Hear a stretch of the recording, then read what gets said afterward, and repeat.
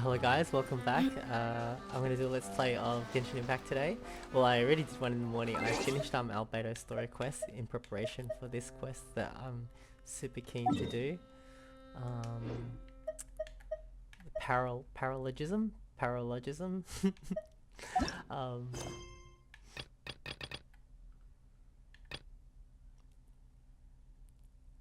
okay, so let's get back to Monster. I'm excited.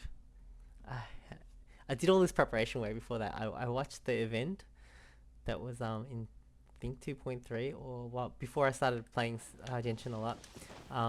There was an event in Dragon Spine with Albedo, so I watched that on YouTube since you can't play it again. And then I did Albedo story quest, and now I'm kind of up to date, and the storyline's kind of refreshed in my memory too. And the reason I'm using Daya right now is because she made Dragon Spine so much easier doing Albedo story quests. She can't die. The freeze thing doesn't kill her. Return to the special what? Story mode. Return to the special story mode. That's cool. What's the special story mode? It's cool though. I'm excited.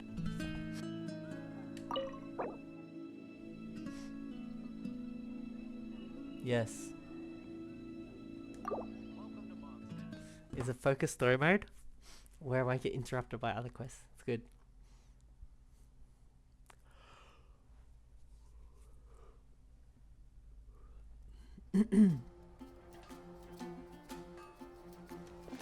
Wow! The city is all decked out! Oh, it's beautiful! Is it Windbloom time? Is this Paralogism, is it a permanent quest or is it just for this patch? Because hopefully it's permanent. Festival season means no commissions, which means no Mora. But Catherine's always looking out for us, so we should still drop by and say hello. Sure, let's go. So, no commissions during festival time? Greetings, traveler. Paimon.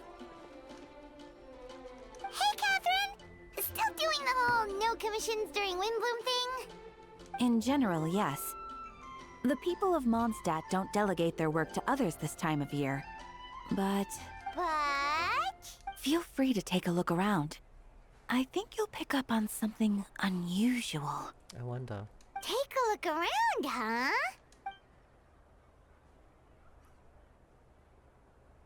Cool, it's like an Archon quest. It's finally Windbloom. And here I am ruining everything. What's going You're on? a bit tired. No big deal. Give it some time. How about doing something fun tonight? We could take a stroll or go stargazing. Stargazing? Like we'll find a spot. You know people start reserving places on Starsnatch Cliff the moment the sun goes down. Sorry, I'm just not in the mood. I should go. Whoa! Something's off with Beatrice. She would never give up a chance to talk to Quinn. This is... Weird. Oh, you're leaving? I can walk you home. No, it's okay. Thank you. I just need some time to myself. Besides, there's still something I need to do. I wonder what's going on. The truth is, Quinn, not long ago, What is it? Is there something wrong? Never mind. It's nothing. Actually, Quinn, I think we should stop seeing each other for now. Oh my god, no way. NPCs breaking up. Huh?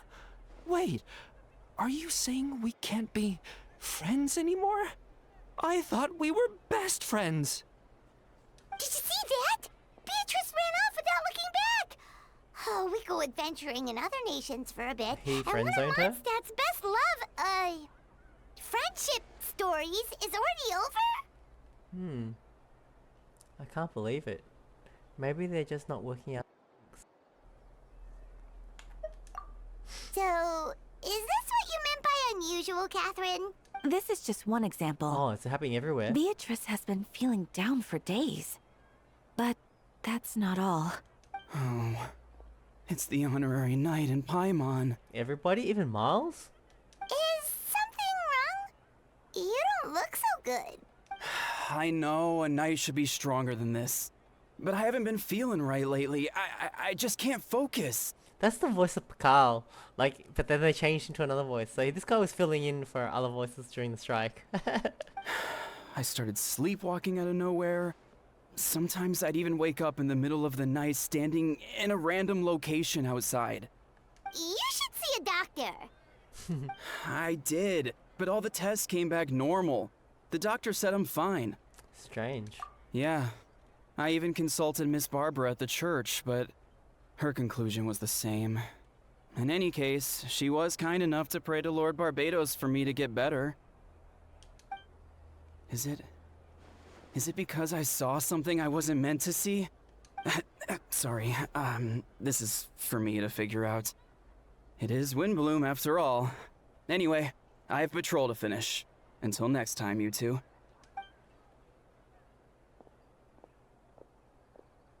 Huh. Is it something in the air, maybe? Everybody, what the heck? It appears Miss Donna is also out of sorts. Oh, where can I find a truly fascinating man? Wait, but Donna is the one who has a huge crush on D-Luke, Yeah. right? What happened? That's what I thought too. But she seems to have changed her mind. Wow, everybody? Is that Captain Kaya? Oh, she's gonna like Kaya now. Now that I look at him, he's exactly my type. How come I never felt this way before? Oh no, Kaya's got no voice. I'm flattered, Miss Donna, although I do wonder whether that was intended for outside ears. Oh, no. She said that out Of course loud? not. I'm sorry, Captain. Just pretend I didn't say anything. And, have a happy Windbloom. I intend to, my dear, but first a question, if you don't mind. Why the sudden change of heart? I was under the impression Master D-Luke was the object of your affections. Good question, Kaya. So, you knew about that? Well, Master D-Luke came into the city not too long ago, but when I saw him, it was like the butterflies just weren't there anymore. If I had to compare it to something, it would be like waking up and realizing you're married to a man you don't love. Whoa, this is pretty deep. But then I saw you, and it wasn't that something was different about you. I can't really explain it. It was just a feeling. I understand, and I'm flattered I was able to bring back the butterflies, but I do need to see some business, so I'll take my leave. Oh, here he comes. Well, surprised to see us? Not at all. You are the exact two people I have been trying to find. So, Tunas, Paimon, how have you been? All good. How about yourself and the rest of the Knights of Favonius? The answer to that requires a private conversation. Catherine, do you mind? Not at all. Have fun, you three. So, you said you were looking for us. Yes. Jean sent me to find you when she heard you were back in Mondstadt. But let's discuss the finer details back at headquarters. Whoa.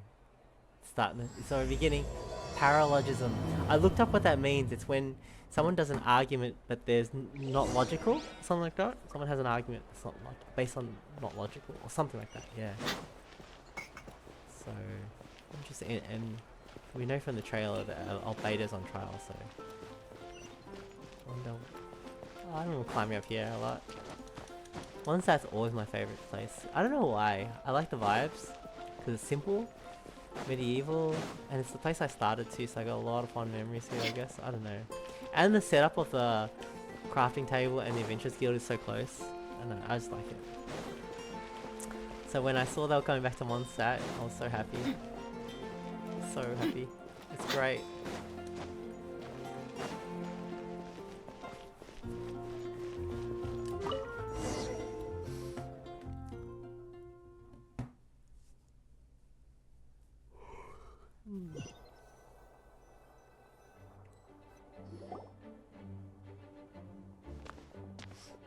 Ah, Ah, everyone. Kaya, you found them.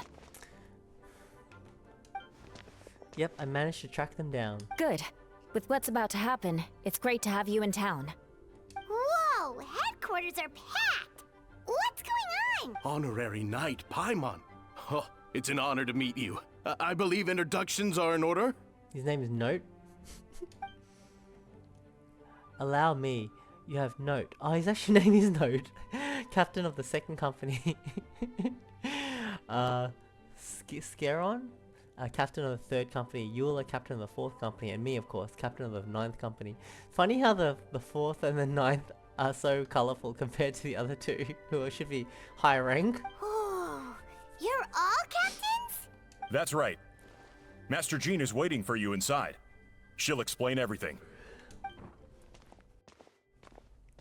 Jean!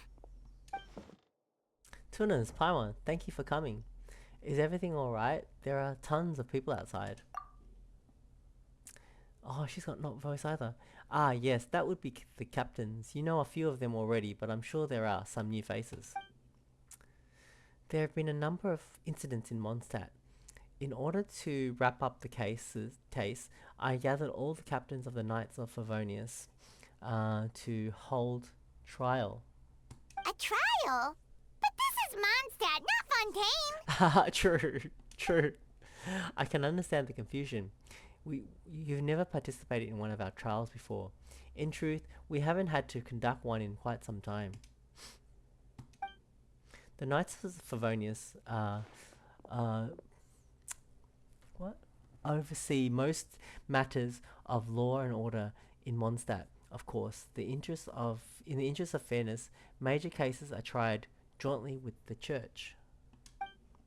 Under the guidance of Barbados, the Knights uphold chivalric justice in the spirit of our order, and the Church carries blessings and goodwill wherever the wind can reach. And today's case requires a joint trial by both parties. Which means it's a serious one. So, do you need our help? Hold on. The group of people we saw in the corridor just now, there was someone missing. Where's Albedo? Oh, second, third, fourth. Oh, okay. Right! He's the captain of the investigation team! But we didn't see him out there! Because he's on trial. A keen observation, Tunas. That happens to be exactly why I called you here. In the upcoming trial against Captain Albedo, we will do our utmost to understand the facts of the case and deliver a fair and impartial verdict. Albedo is the one on trial? What did he do? Jean, it's time. Understood, Tunas. Paimon, come with me. Damn. Trial. It's a very exciting way to tell the story.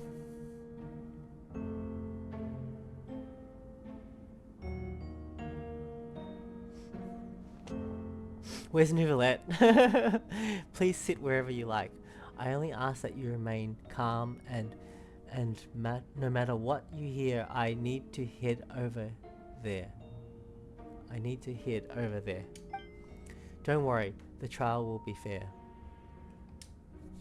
Are we the only ones that know that he's got a doppelganger? I think it's true, right? Now that everyone is gathered, let us begin.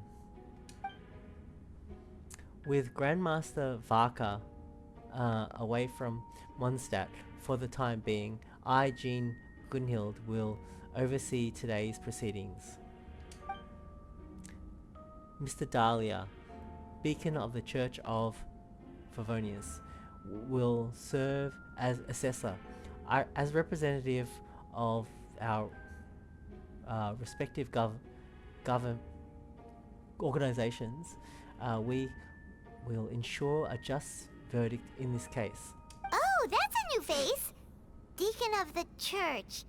Does that mean he works with Barbara and Rosaria? We've never seen him. It's crazy. The defendant in today's case is the captain of the investigation team, Albedo. He looks pretty calm. Albedo, what did you do?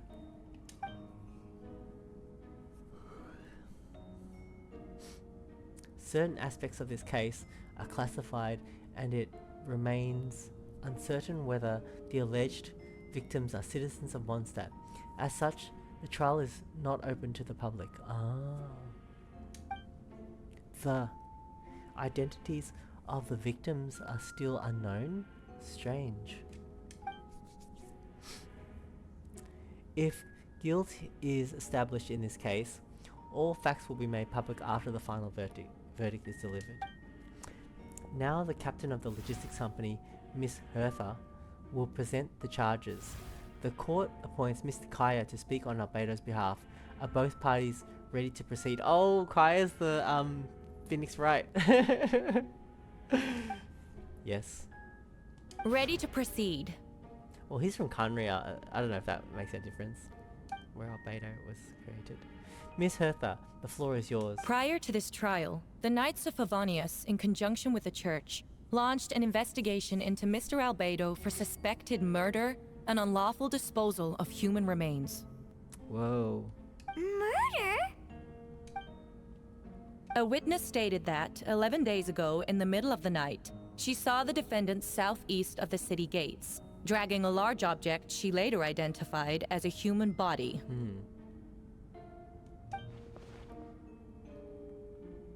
No. There's no way! I know he didn't do it. We now call that witness to the stand. Beatrice, please tell us what Beatrice. you saw. Whoa.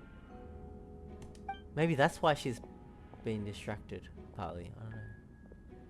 Beatrice, so that is what she was trying to tell Quinn earlier? Well, I was out late that night on business.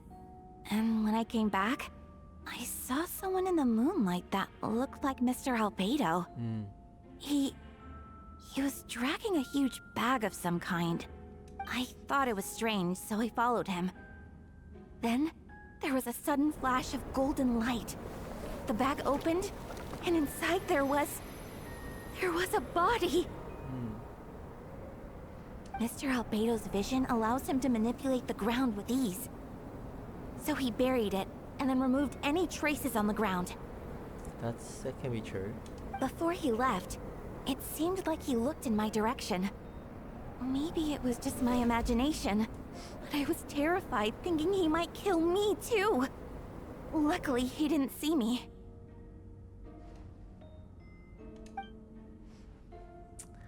I now turn to the defendant.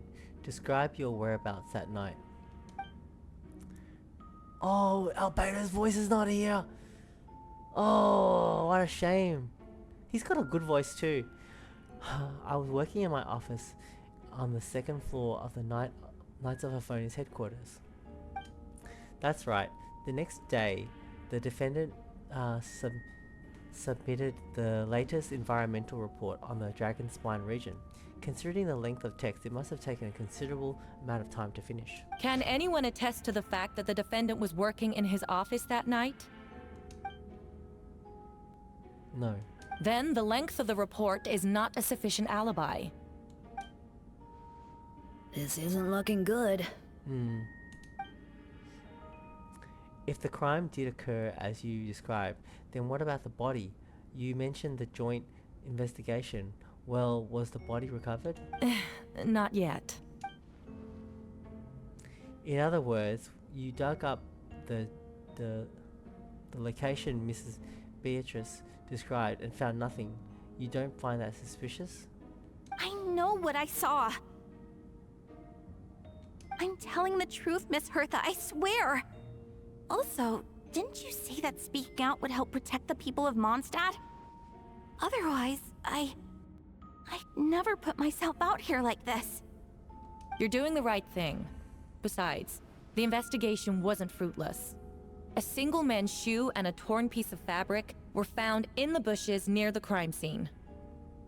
The same location the witness described. If no crime occurred, then is all this just a coincidence?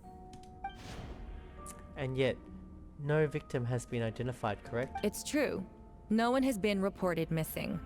However, Miss Beatrice harbors no ill will toward the defendant. Her testimony clearly points to a crime, and she has no reason to lie. Does the defendant wish to say anything in response? You may believe otherwise, Miss Hertha, but I did not kill a single person. I believe him. As a knight and the captain of the investigation team, I have a duty to protect Mondstadt and its people. You accuse me of murder, but there's no body or motive. That's true. The defendant raises an important point. Motive. Yet, I must be frank, not all murders are premeditated. Spontaneous conflict can also have unforeseen consequences. True. Nevertheless, I don't intend to prosecute this case on circumstantial evidence alone. Which brings me to the second charge against Mr. Albedo. Second charge? 7 days ago, at dawn, a witness saw the defendant dispose of the body of an adult male in the area between Dragonspine and Dawn Winery. I now call the second witness to the stand. Who could it be? Wait, that's... D-Luke. Ragnvinder. Please tell the court what you saw. At around 3:40 in the morning, I saw Mr. Albedo dispose of a body beneath a cliff. It was dark, but he used the power of Geo to illuminate his surroundings. From what I could tell, it looked like the body of an adult male, tall and thin, but I couldn't make out the age. He buried the body underneath the cliff and smoothed out the ground to remove any traces. We now have accounts from two separate witnesses that describe the same modus operandi. Would you call that a coincidence? I would only inquire as to what Mr. DeLuke was doing in that area so early in the morning, not the most opportune time for a stroll. Is there such a thing? Dawn Winery is my home.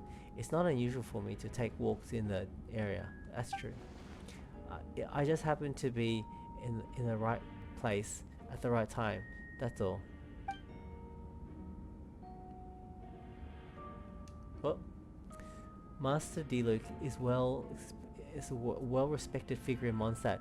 I see no reason for him to frame Mr. Albedo. Yet the question remains, where are the bodies? Before you suggest a lack of evidence, Mr. Kaya, you should know. After the defendant left that morning, the witness found this where the body was buried. And this is what looks like the teeth and femur of a human. Now, it does beg the question, if the burial was fresh, why is it that all that remains of the body? But I suppose Mr. Albedo is the only one who can answer that.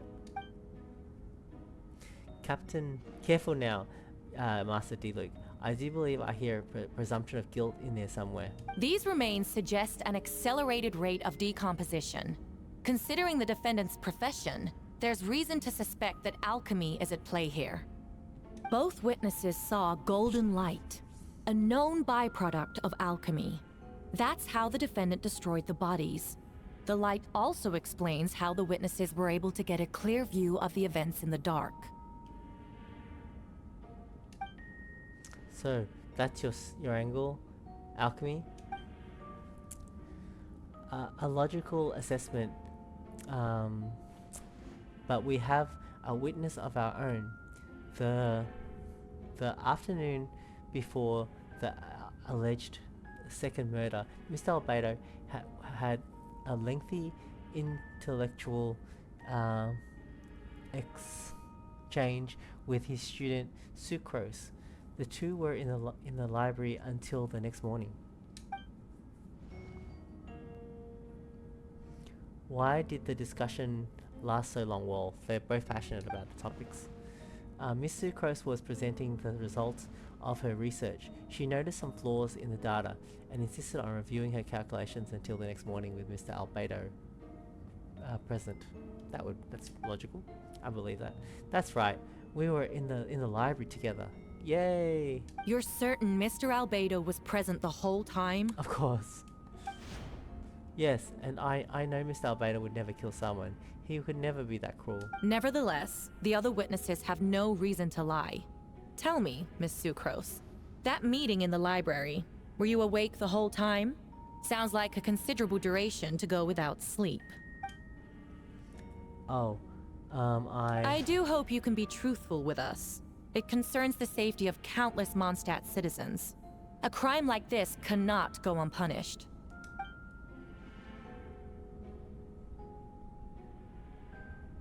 I'll take it from here. During our meeting, Sucrose did fall asleep not long after midnight. It's alright, Sucrose. You don't have to lie for me.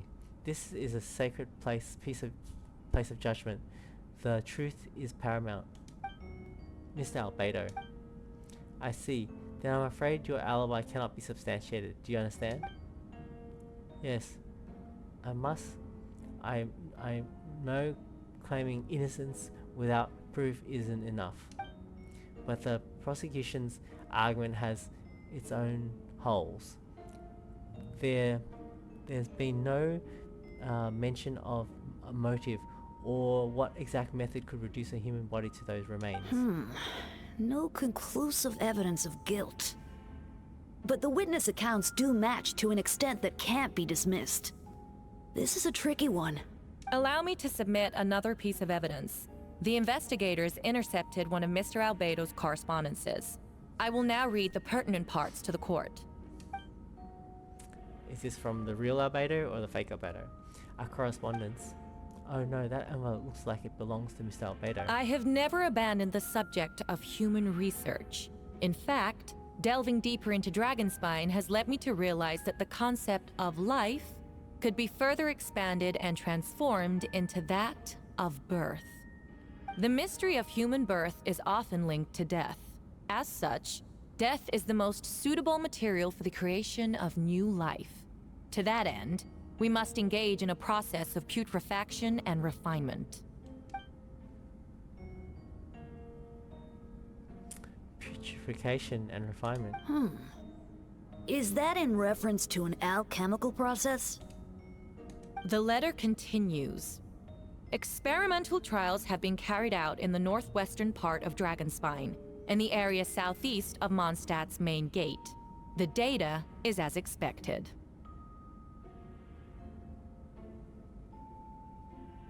Just as you endeavored to do, I too shall take up the path of creation and break through current limitations to reach a new realm of living beings. I trust the investigators have confirmed this to be the defendant's handwriting and that the letter makes more than passing mention of putrefaction and refinement. Correct. Not to mention, the locations indicated in the letter match both crime scenes. What more can we trust than the defendant's own words? No, it can't be true. I can't believe it. A guilty verdict cannot be delivered without sufficient evidence. In order to protect all parties involved, that is what our principles demand. My original assessment was that we lacked said evidence. But now, it seems the only remaining questions are the identities of the victims and the specific alchemical process used in this case.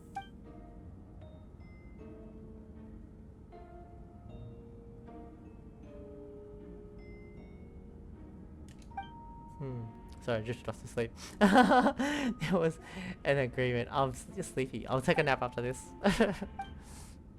The evidence is conclusive. On the charges of murder and unlawful disposal of human remains, the court finds the defendant guilty. I can hear Nouvelette's voice saying that. Oh, no way, no way. The people in attendance appear shocked. No one can believe a kind and well-mannered person like Albedo could commit such a crime. Jean stipulates that, oh, that was quick, that those unsatisfied with the verdict will have time to submit an objection or appeal, but must most appear hopeless in this moment. As you watch Albedo being taken back to headquarters, you get a strong feeling that something hidden is about to come to light.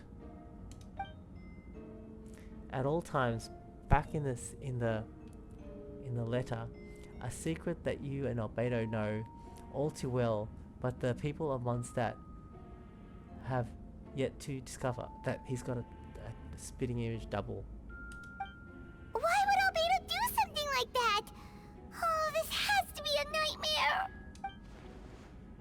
Albedo told me his secret once, that he was a synthetic human created through alchemy. Could that have something to do with this case? But what? Following in Ryan Dotter's footsteps just because he's an alchemical creation, that would only make him more suspicious. Well, this took a turn for the worse. Rosaria! Oh, when did you get here?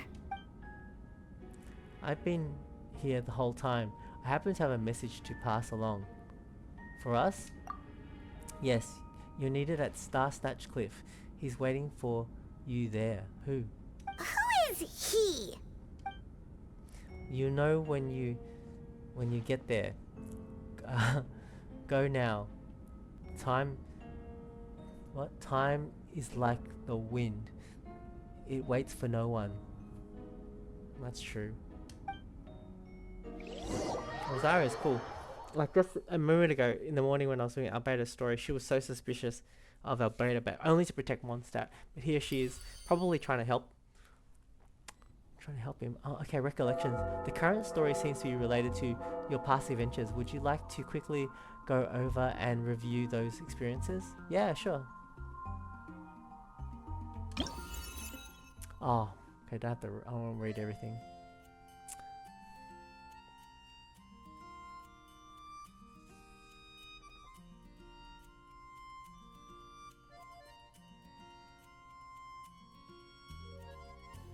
Yeah, basically I already know this. There's a doppelganger.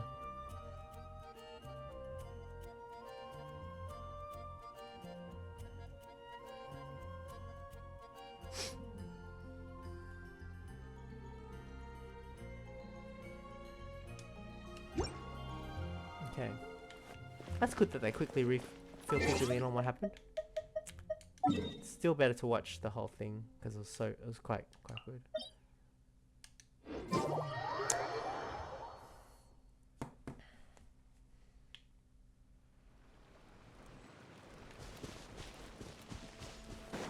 Is this always here? Or is that just here to help us today? I feel like I haven't seen that there before. It's good though, I'm glad it's there. I can do this quicker with Moika or Chaska. But we're up already. Yeah, I'm gonna take a nap. Now's probably a good time, right? Like, I'm gonna take a nap. Ah, that was good. We've started Paralogism. I've been wanting to do this, but I want to do the early stuff before I did the quest, which is, I'm glad I'd made that decision, because otherwise it wouldn't make any sense. No, it would make less sense. Alright, I'll catch you guys later. My people are used to the desert life. And I'll definitely finish hope this. that one day but I'm they'll not be sure able which to find an if it's oasis today of their or and leave in a couple days. sandstorms behind for a better life. Alright, I'll see you guys. Bye. Hello guys, welcome to another Let's Play of Genshin Impact. And we're going to continue Paralogism. We did just a tiny bit at the start of the last episode. Because I think it was just a trial. Like, we just went to court. We saw that Albedo was on trial for, was it murder? And yeah, then we got sent to come here, and then I was getting sleepy, so I stopped. And so I'm continuing. Today's the next day. It's pretty cool. Another really cool thing is like I got Escoffier a week or two ago, or when she came out, the first day she came out. And now she's 80/90 with she's got good artifacts. I mean, like, I think I'm happy with her artifacts, but I haven't leveled them up yet. So and the team is starting to do like really. She does a lot of like helps that team a lot. Freeze team makes it feel like it's really hard. It's so good. I love it. Okay, let's go. Hold on a second. Get my biscuits ready. For some reason, I associate like doing Archon quests or Genshin quests with snacks. Just the coziness of it all. So I've got my biscuits here. My people are used to the desert life. But still, Eaten? I hope that one day they'll be able to find an oasis of their own and leave the sandstorms behind for a better life. I think I remember I like to use the controller for this. Ah, Tunas, Paimon. I could hear your arrival upon the wind. Were you looking for me? Venti, did you send us that message? No, I did. Dahlia. Whoa, where did you come from? Wait, Venti, do you know this guy? His name is, what is his name again? He's new. Dahlia. Didn't think I was that unmemorable. I'm Dahlia, Deacon of the Church of Favonius, and Herald of the Animo Archon Barbados. Not gonna forget next time, right? You called us here so we could meet with Venti? That's right. I noticed you during the trial. The legendary honorary knight. You seem to have a lot of thoughts on your mind, so I thought we should have a chat. Interesting. After all, I am the Herald of Barbados. If the people of Mondstadt are in danger, I should keep the Animo Archon in the loop. Okay. How come I've never met you before? Wait then, you know about... About what? The fact that my tavern-hopping nomad of a friend is Barbados himself? He's the only one that knows, right? Don't worry, Dahlia and I are close. He knows everything. Cool. Besides, a god needs someone to communicate their will in a formal setting, and no one does that better than Dahlia. Cool. Not that I saw that coming when we first met. But back to the matter at hand. I believe you two already know about Albedo's background. If you mean his true identity, then yeah, we do. So, you know too, Venti? That's surprisingly Archon-like of you. Ah, well, I knew from the moment Rhine-daughter and Alice brought Albedo to Mondstadt. When those two are in town, no one can afford to slack off. The Creed Prince, a perfect specimen of synthetic life. At this stage of the case, there are countless questions surrounding Albedo's motive. His true identity is a potential weakness. A synthetic being loses control of their sanity and goes on a killing spree.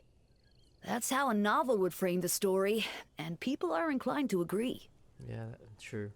Albedo has told us before that humans often value the ordinary over the transcendent and miraculous. I remember this.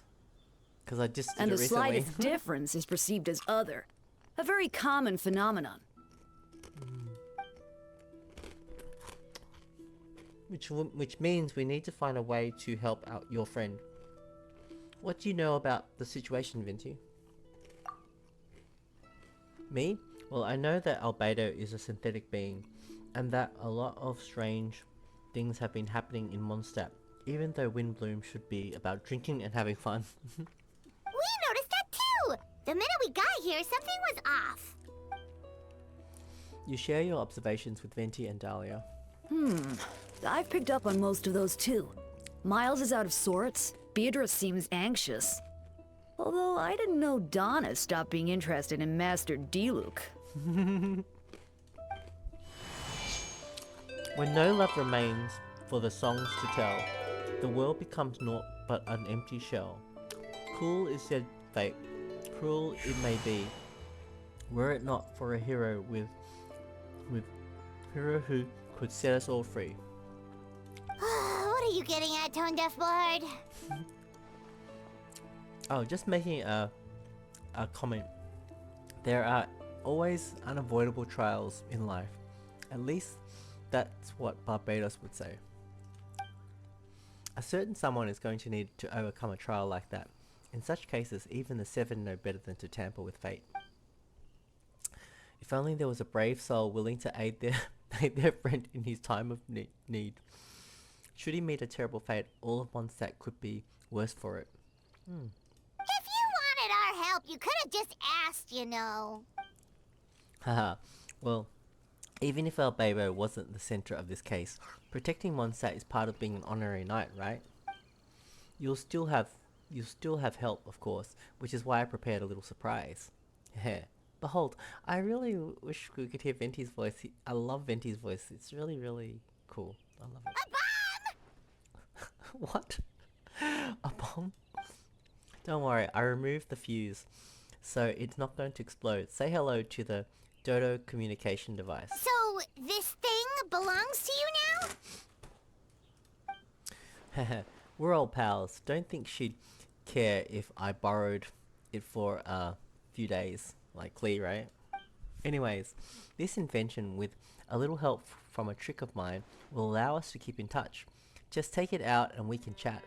We'll do our best to uncover the truth, like a mobile phone.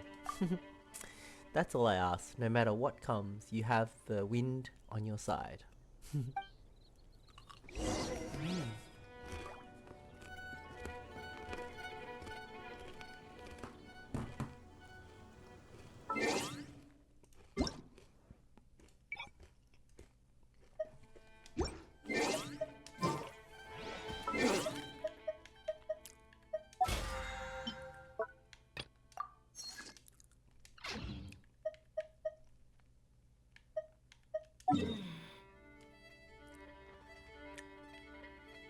The fastest way.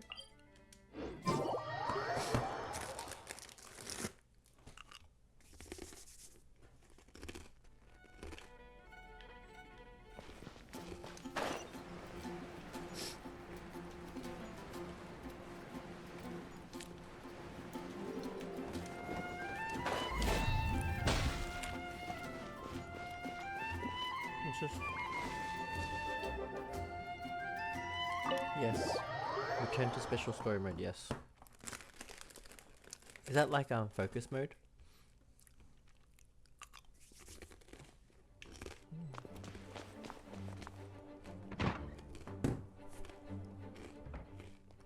Oh, there's so many no voices. I know you all must be shocked. Uh-oh.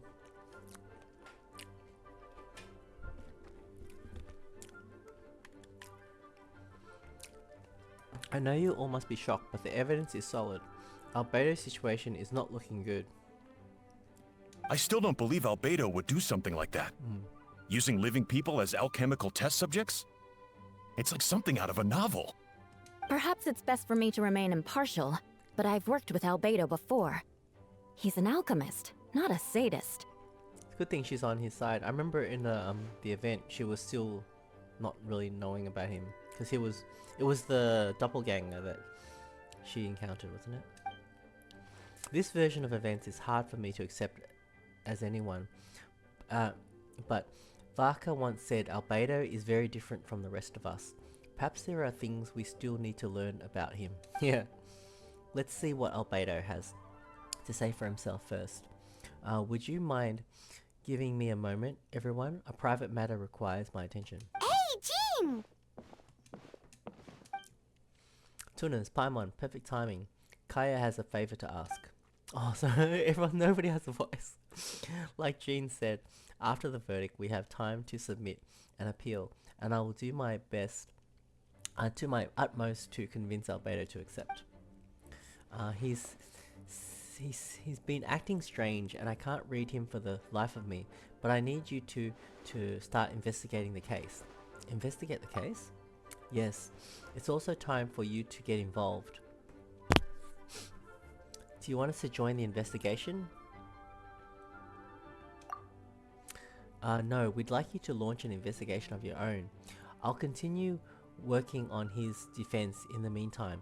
If you find anything that might help his case, just let me know.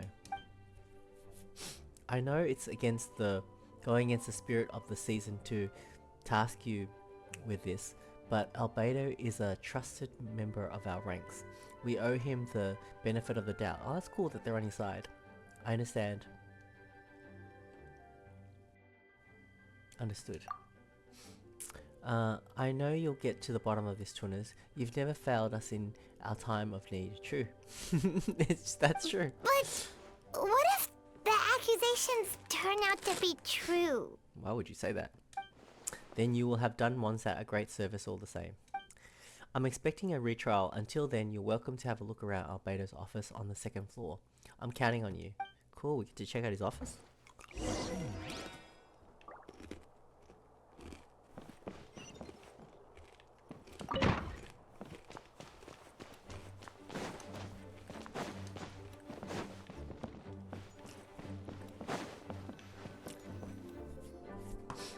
Wait, Captain Kaya! Surely I can't just...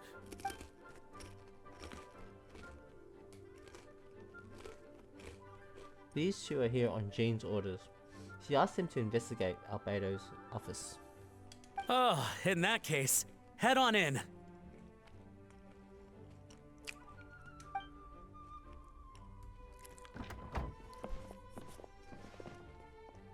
So this is Albedo's office. Pretty much exactly how Paimon pictured it. Alright, I have some work of my own, so I'll leave you to it. Good luck, you two. Right back at ya. I wonder if they'll add in the voices retroactive, later on they'll add their voices in, because this is not an event, this is like a permanent Archon quest, right?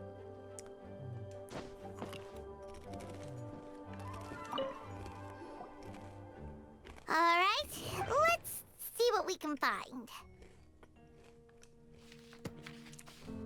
There's a stack of books on the desk, mostly relating to alchemy, environmental science, and life science. Some of the pages have been marked with alchemical symbols, and others have S-shaped or triangular symbols drawn on them. Any potential meaning is unclear. Okay. Wow, these books are so fancy! Albedo must have gone to great lengths to get them.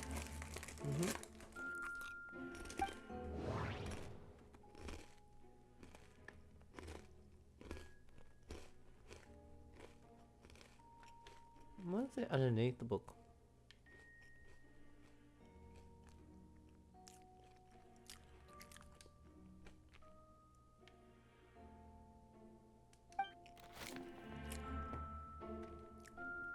A lockbox sits on the desk.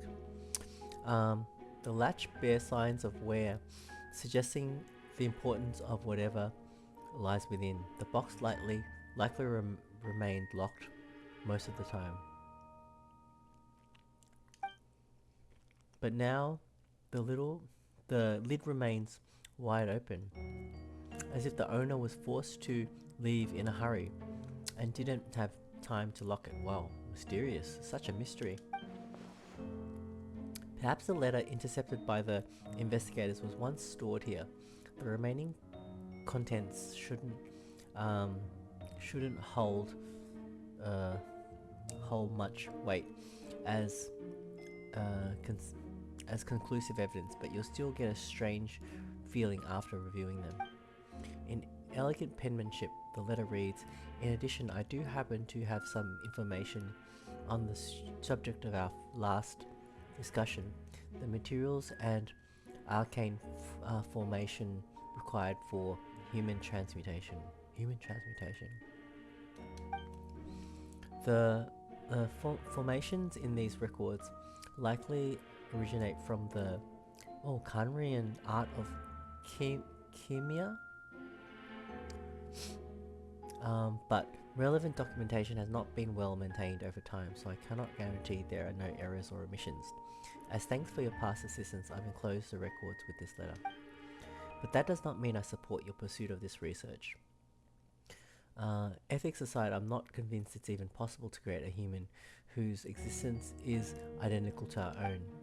The idea that the dynamic of creator and creation could exist within the same species is cause for concern.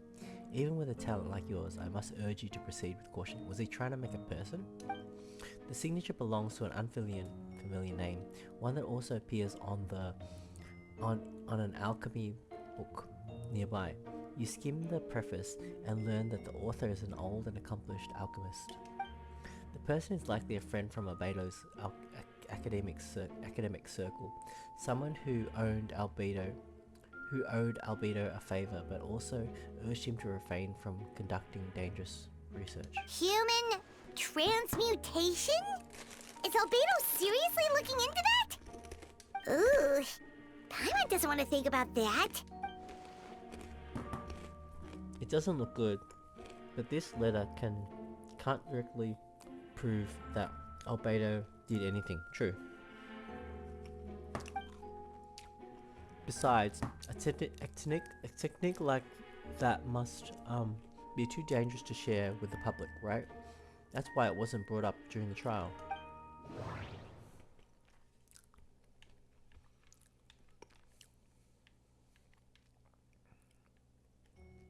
Reminds me of playing Phoenix Wright. There's a test tube on the shelf with some black powder residue at the bottom. Next to it lies a neatly written note. Chalk is the next stage after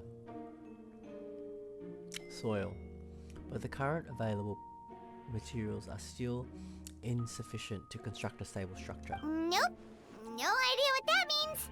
Not sure if it's too hard for Paimon or too hard for anyone outside this line of work.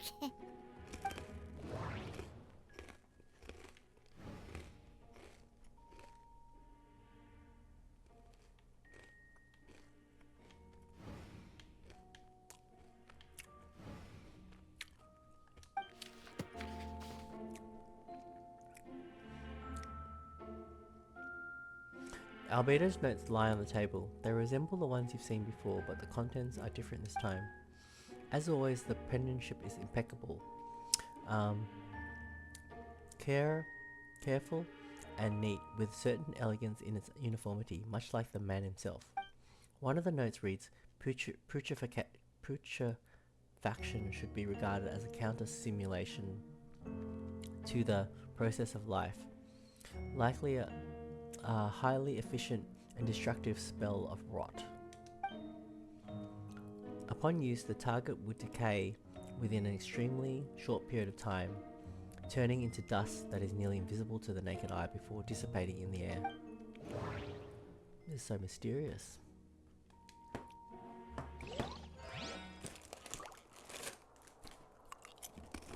Hmm?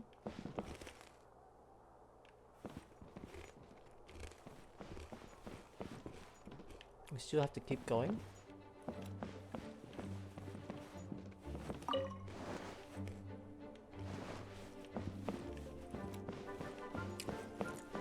Kind of reminds me of some escape rooms I've done, where you just have to go in there and you kind of work out what's going on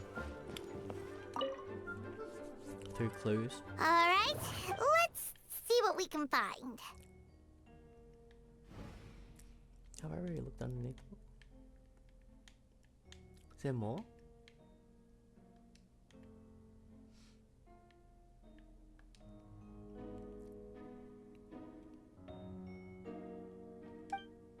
Underneath, your hand slip while moving the book, causing the hardcover book to strike the desk. The resulting noise is a bit unusual. Oh, there's something underneath? It's subtle, but an experienced adventurer, it sounds too hollow, almost like there's a compartment within the desk. Whoa. Wait, it looks like there's a hidden compartment under the desk. There does appear to be a compartment added to one side of the desk. It was very well hidden.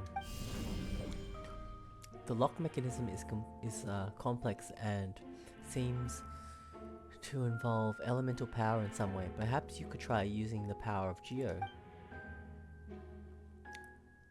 The hidden compartment opens. Inside lies a piece of paper with more information. You guessed it, it's paper. Festering is also manifestation of rot.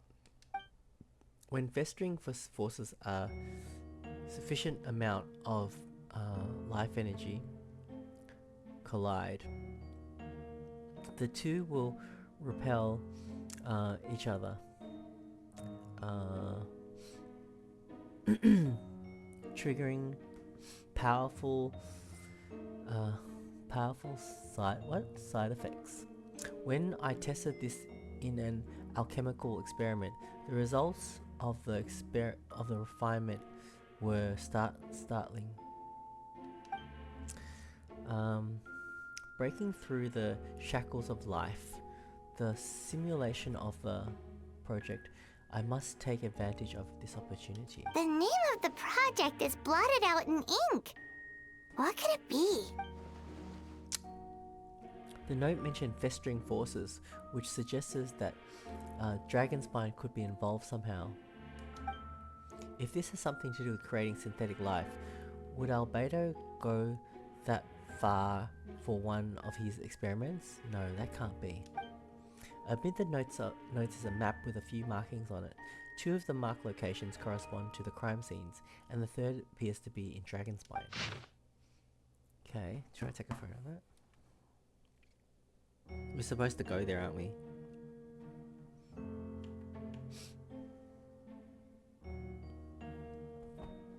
We should go there? It's a hard pill to swallow, but if the results on the joint investigation are correct, there could be a body hidden in that last location, or at the very least, what remains of one. Huh. What does this mean? Oh, do you think something might also be buried at the last location? Alright, that seems to be it for this place. It's just like Phoenix Wright. We should go tell Jean what we found.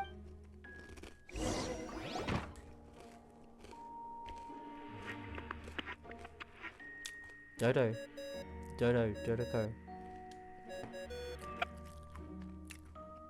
Oh, Venti's calling! Let's answer! How's the investigation going? Find anything? Oh, we found stuff alright. Stuff that only makes Albedo look even more suspicious. True. I see. So Albedo's researching something that doesn't help his case, huh? You share what you learned with Venti. Not promising. We should be grateful Albedo's true identity remains hidden. If it gets out that he's one of the Rhine daughter's creations, there'd be no separating him from her past. We both know Rhine daughter's approach to alchemy and ethics was pure madness, and the evidence you just found, let's just say that it could convince even those closest to him of his guilt, perhaps even you. I don't think the handwriting was faked, and the notes sound like him, okay? Then it comes down to trust. Do you trust Albedo? No, I absolutely do. Yeah, he's our friend. We should keep the faith. And if he really is the culprit, he must have had a reason, right? Maybe he's just not allowed to talk about it. Yeah, that must be it. Either way, a fair investigation means coming to a conclusion presented by the facts. Does that mean even Venti no longer believes in him? Remaining objective has its own value. Remember, none of this is your fault. Just report back with an honest assessment of the facts. Yeah. Well, let's go find Jean and tell her what we learned. Whoa. Wait, that's Miles. What's he doing here? Oh, sorry. I heard voices and wasn't sure if I should check who was inside. Why was he listening? It's okay. We're here on Jean's orders. Ah, I see. I'll, leave you to it then. A bit suspicious. Hold on! You didn't hear what we were saying, did you? Oh, not really. Nothing that made sense anyway. Well, do us a favor and just forget anything you might have heard, okay? Oh, sure. You got it. That map we found in the hidden compartment seems important. We should check out the marked locations. So we're not going to Jean first?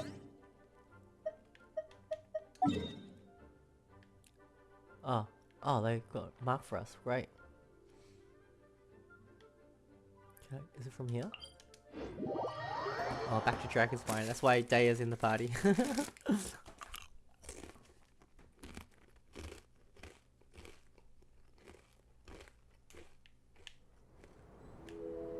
Oh no.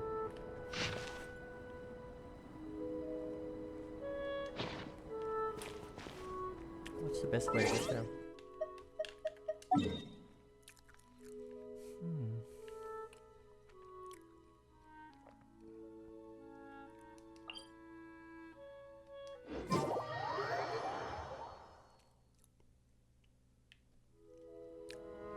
Probably better to be up than down, right?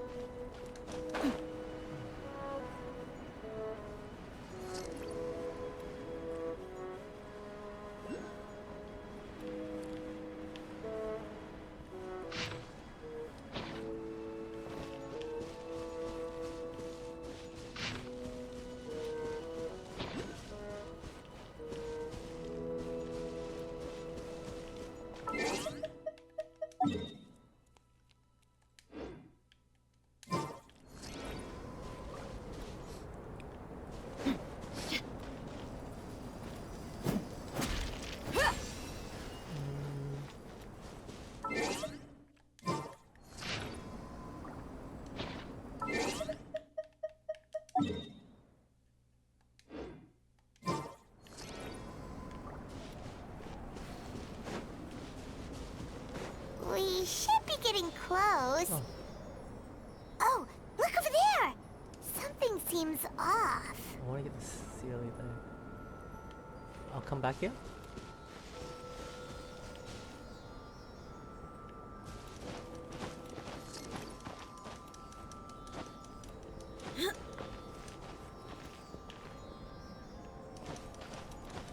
Sorry guys, I gotta do this.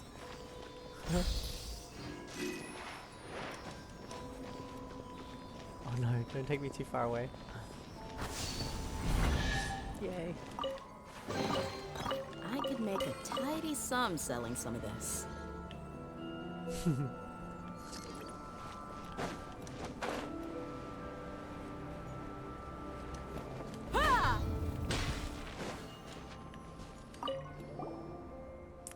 Although everything is covered in snow, as a seasoned adventurer, you notice a spot on the ground that looks quite different from its surroundings. You remove the snow and find a sizable hole underneath, large enough to fit a human body. Oh my god.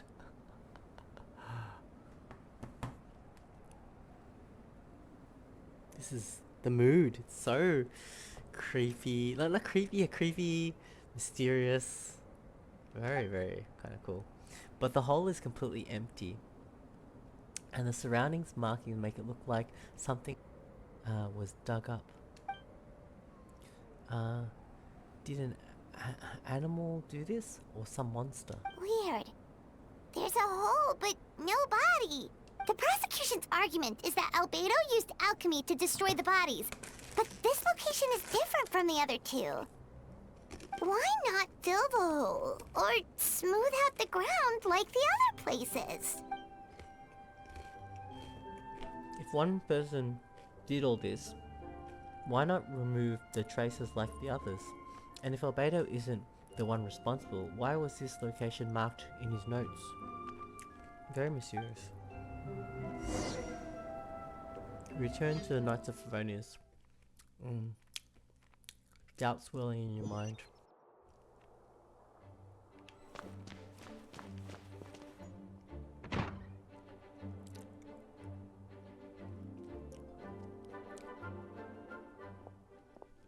You're back. Did you find anything? Yeah, but none of it helps Albedo's case. You tell Jean. I see. A complicated result, but your efforts are appreciated. Did Albedo submit an appeal? Yes, he asked for a retrial. There are still questions surrounding the identities of the victims and the disappearance of the bodies.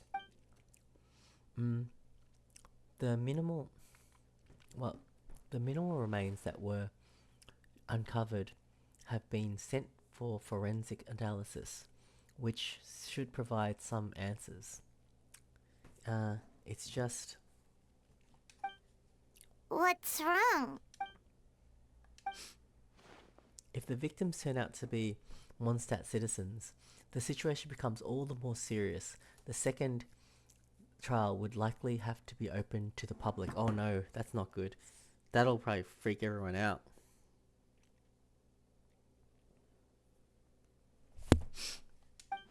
And I doubt public sentiment will be in Albedo's favor. Yeah, not when the charges are so serious. The second trial is set to take place in 2 days. I hope you consider attending this one as well. Of course, we'll be there. In the meantime, we should all just stay positive.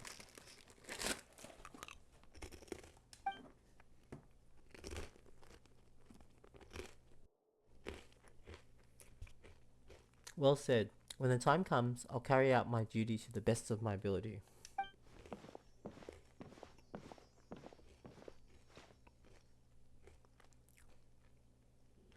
Why is this guy always listening in? Why is Miles doing this? He's always listening in. It's so interesting. I've never had a Genshin quest that's been like this before.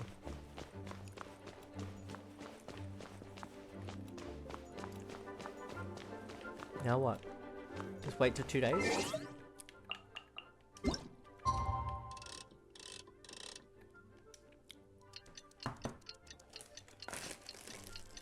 Okay, eat my biscuits.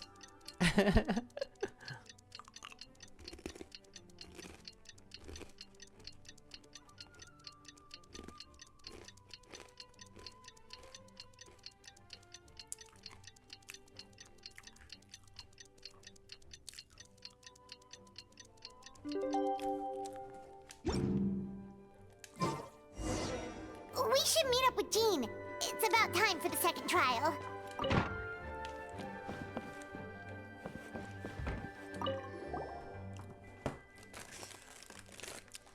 You two. Let me know if you're ready, and we can head out. Ready. All right. Follow me.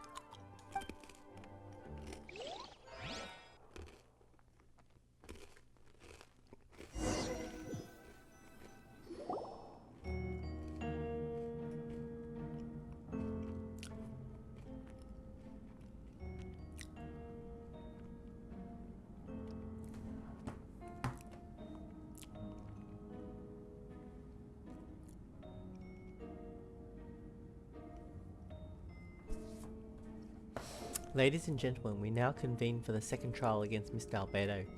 I, Jean Gunhilder, will once again oversee the proceedings. Representatives on both sides remain unchanged, and Mr.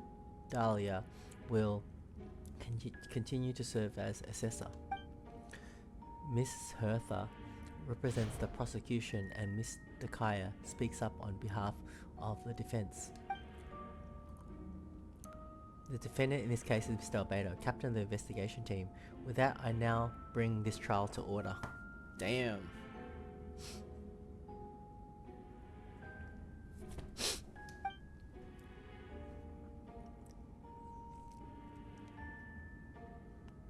Miss Hertha, have the investigations made any new discoveries? Yes. We sent the teeth and the femur bone found at the scene to the church's medical office, and were able to conclude that these are, in fact, human remains. In addition, the investigators were able to identify several Mondstadt citizens who appear to have been missing for quite some time. Uh-oh. Forensic analysis of the remains allowed us to pinpoint the age and gender of the deceased.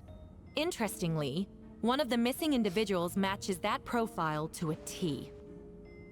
The medical office couldn't spare the personnel, so Miss Rosaria is here to present the results to the court. Hanselman, male, 46 years old, marital status, occupation hunter.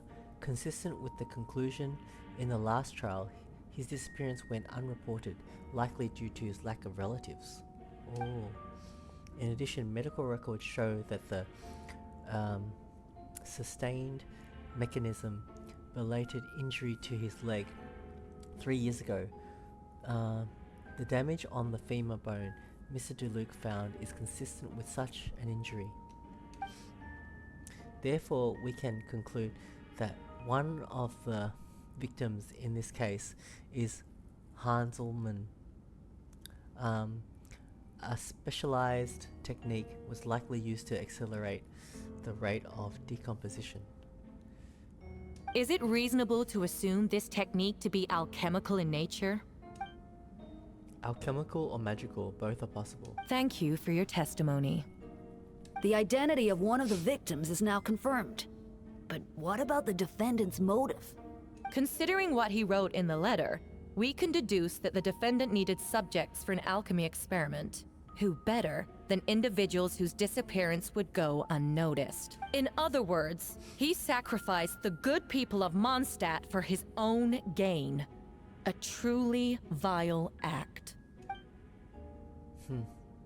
In addition, another witness has agreed to testify. Miss Donna, if you would. Another one, huh? Wait, Donna from the flower shop? All the people that are acting weird, isn't it? I'm sorry it took so long for me to come forward. But the night Master DeLuke saw Mr. Albedo, I was there too. I was camping with a friend and we decided to stop near Dragonspine. I couldn't really get comfortable that night, so around dawn, I decided to go for a walk. And that's when I saw Master DeLuke. I thought it might be nice to, chat. So I headed in his direction and then I saw it. Someone at the bottom of the cliff was getting rid of a body. I was terrified the person might see me. Even after I fled, I couldn't shake that fear. And I started to wish I never had a crush on Master DeLuke in the first place. If I hadn't wanted to talk to him, I would never have been in that situation. Well, I didn't want to come forward because I was scared. But Miss Hertha convinced me it was the right thing to do. I'm sorry it took me so long. I see. Just stepping forward was brave enough, Miss Donna. Do you look fangirl? The court thanks you for your courage and commitment to justice. Yes. Thank you.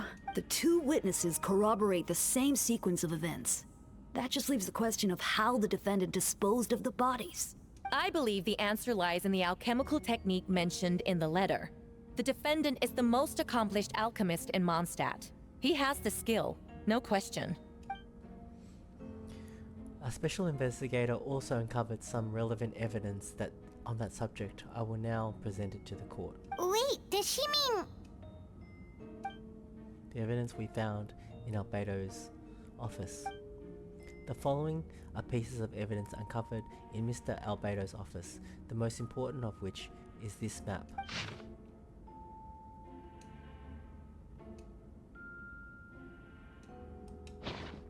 This map was found with the defendant's notes. The markings correspond with the description in the letter and the locations of the crime scenes. Does this map belong to you?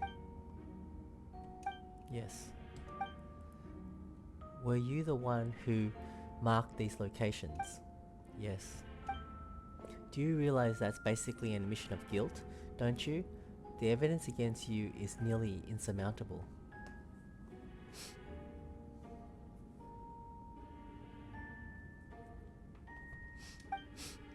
No, Sucrose. Since you uncovered the compartment, I might as well expound on the matter. We have witnesses and physical evidence. What could you possibly say in your defense? What I always have. I never killed a single person.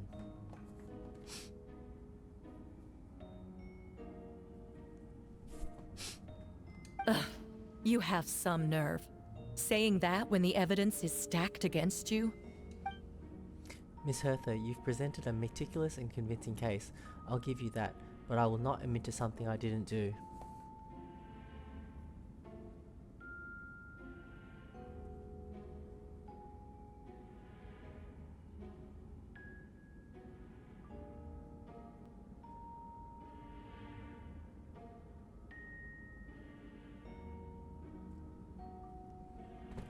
So, what? You're just going to bombard the court with excuses? That's a rather dismissive way to refer to an innocent man sneaking in his defense, speaking in his defense. Besides, I'm not making excuses, I'm exercising patience.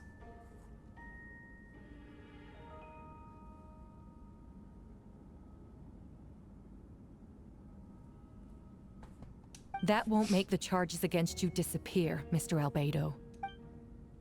Perhaps not, but patience comes with its own reward. It's easy for things to remain buried in snow until someone comes along and brushes it away.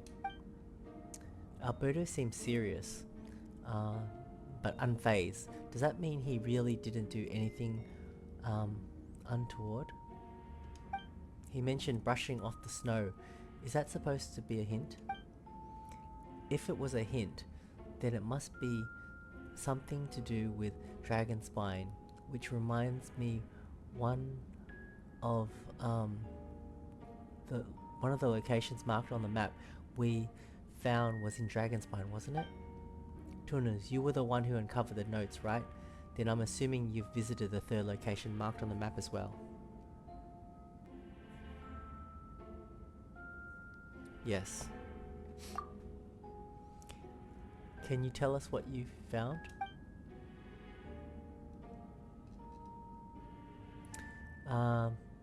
You nod your head and give an honest account of the scene you found on Dragonspine. Whatever was kept in the hole was gone, and the surrounding area bore the markings of an unknown creature. With everything covered in snow, no one knew there was something to discover in the first place. Then, there must also have been a body. I need to think about this. What clues am I missing?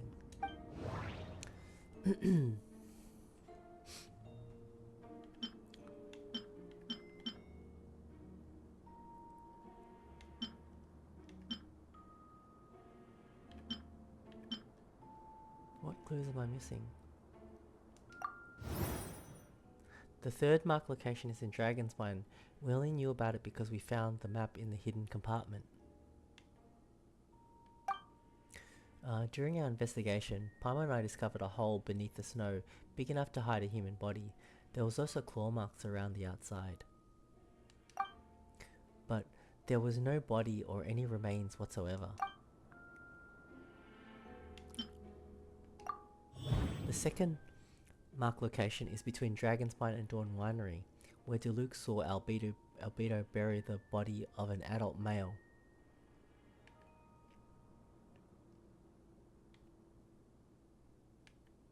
The human remains.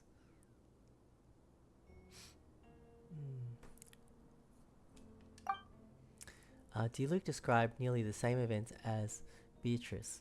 There's no reason for them to collude against Albedo, so their testimony should be trustworthy.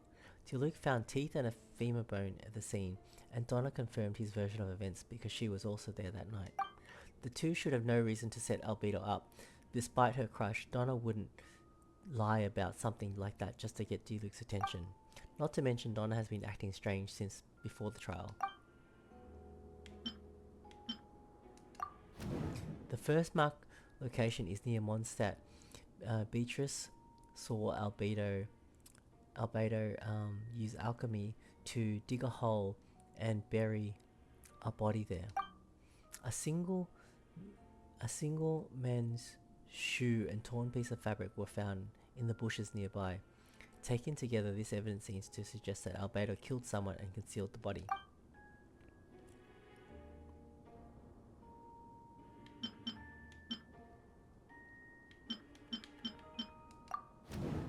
According to the forensic results, the teeth and femur bones belong to the Mondstadt citizen, and the witness accounts suggest that Albedo was the last person to come into contact with the body. Did Albedo really use alchemy to reduce the body to a few bones? And does that mean he's the killer? What conclusion am I going to submit?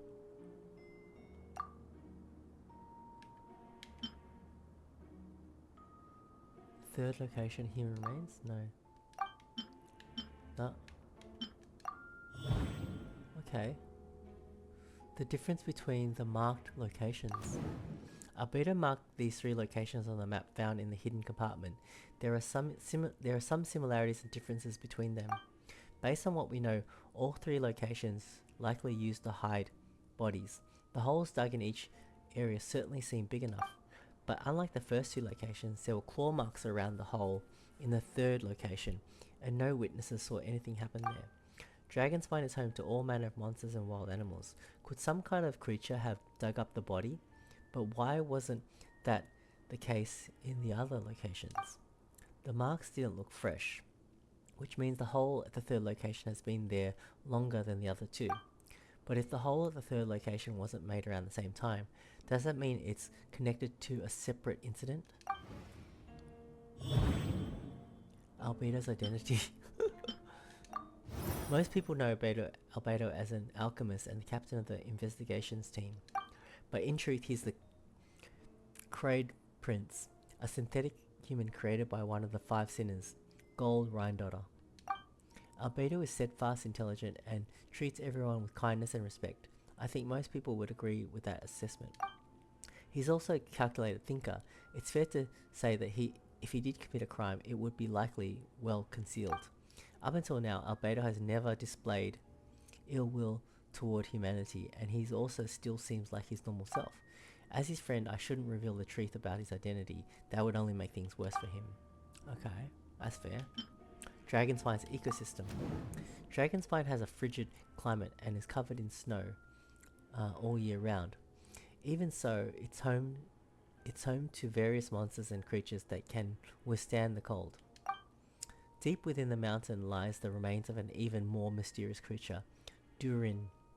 Although the dragon has been dead for a long time, he still possesses peculiar life energy. Now that I think about it, a lot of strange things have happened on Dragonspine. No, that doesn't make sense.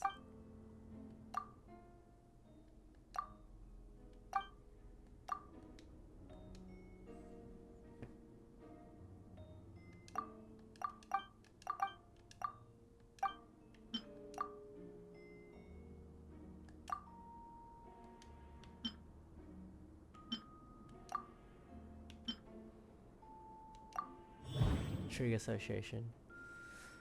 Encounters on Dragonspine. I almost forgot. Paimon and I once encountered someone in Dragonspine who looked exactly like Albedo, and we weren't the only ones. Wait a second. Someone who looks exactly like him. Okay, we can say that. I almost forgot. Paimon and I once encountered someone on Dragonspine who looked exactly like Albedo, and we weren't the only ones. Submit conclusion. Okay, cool. I'm guessing Albedo has a plan, so I should help him out. But what does he want me to do? Announce a break in the case? No, I should play it safe. Since I made an honest assessment of the facts, I should be honest about my doubts too. It's only fair. Besides, I think I understand what Albedo was trying to tell me just now. I'd like to address the court, if I may. I was the one who investigated the office and believe the results raise a few questions. Regarding the two cases addressed in the previous trial, it was established that after disposing of the bodies, the defendant used alchemy to restore the ground to its original state. But that wasn't the case in the third location. The hole was still there with dirt scattered around the perimeter. It looked more like something had been dug up. If this was all done by one person, why wasn't the third scene given the same treatment as the others? Why weren't the traces removed? In addition, the markings around the third location weren't fresh, which suggests that the Dragonspine incident happened at a different time. For those reasons, I believe that there's still reasonable doubt that in this case, and I hope that the verdict reflects that. Thank you. Astute as ever, Tunis.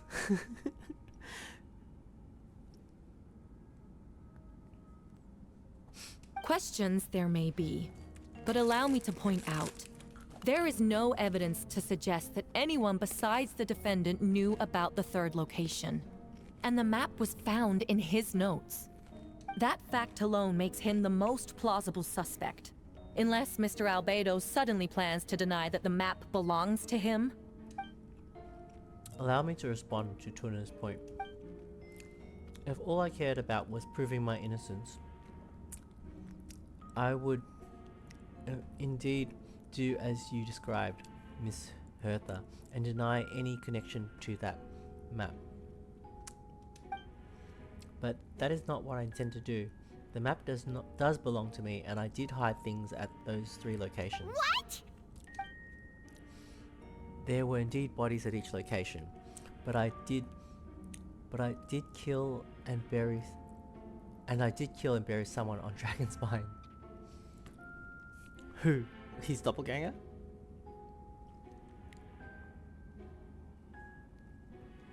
Ha! So you admit it. Let the record reflect that the defendant has confessed to his crimes. You're mistaken, Miss Hertha. The story doesn't end there.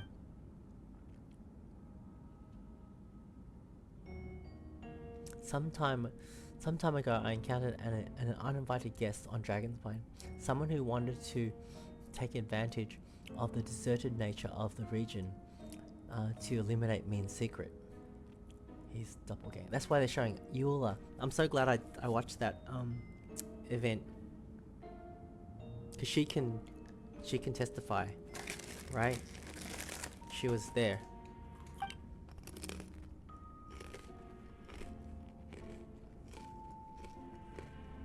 His desire to kill me led to an altercation where I killed him instead and buried the body on the mountain, the third location marked on the map. Whoa, so I actually killed his doppelganger. But maybe he's not dead. Actually, the traveler Amber, Bennett, and I were with Albedo that day. 100%. That's the event.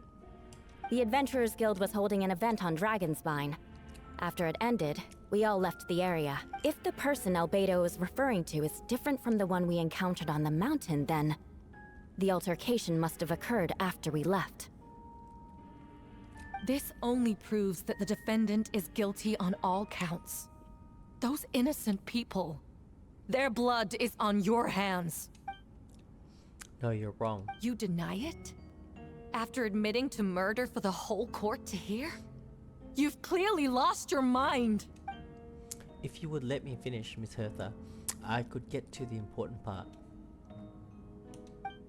The man who attacked me on Dragonspine was my height,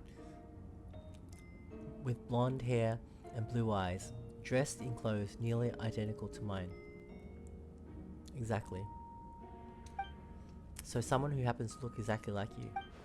Exactly like him? So, I was right. It does come back to what happened back then. It's one thing to look similar, but for the clothes to be the same? What's going on? I don't want to be here anymore. Regardless, The important thing is that you admit to killing someone on Dragonspine. Yes, I killed someone that day. Someone who looked nearly identical to me. But I never said that someone I killed was a person.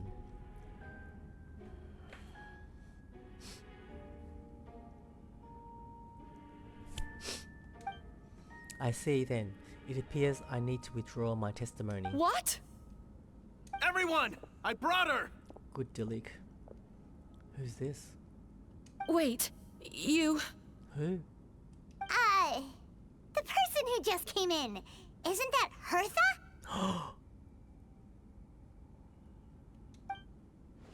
What is going on? There's more doppelgangers? Who are you? Why do you wear my face? So this is good for Albedo.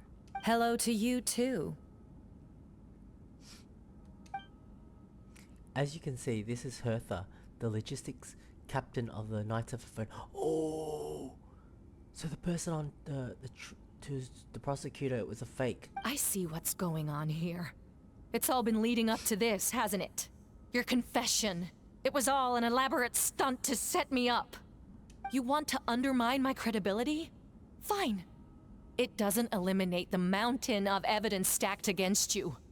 All I want is justice for the people of Mondstadt. She sounds like a crazy person. Order in the court. I've been stationed on Dragonspine all these years because that is where the subject of my research lies, the dragon Durin. Several hundred years ago, the dragon of the East, Durin, defeated Durin. The dragon of the East, Dvalin, defeated Durin in the battle, and with help from Barbados, sealed his remains in Dragonspine.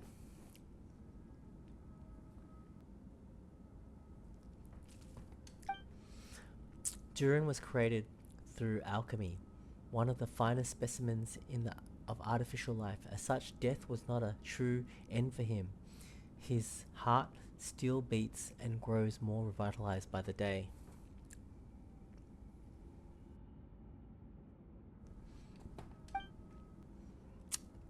My imposter on Dragonspine was a failed specimen abandoned in Durin's stomach. An unsuccessful iteration of the homunculus project. Homunculus? Are you trying to insinuate that I'm some kind of homunculus? Because it looks to me like the artificial one is standing right there. Some kind of imposter you dragged in from Dragonspine. So this is what I look like when I fly off the handle. Uh-huh. You know, they say imitation is the best form of flattery, but your impersonation has overstayed its welcome.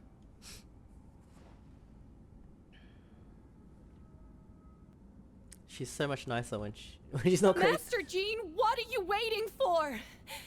We've known each other for so long. You recognize the real me, don't you? Jean will know. The two of you look identical, but judging based on demeanor.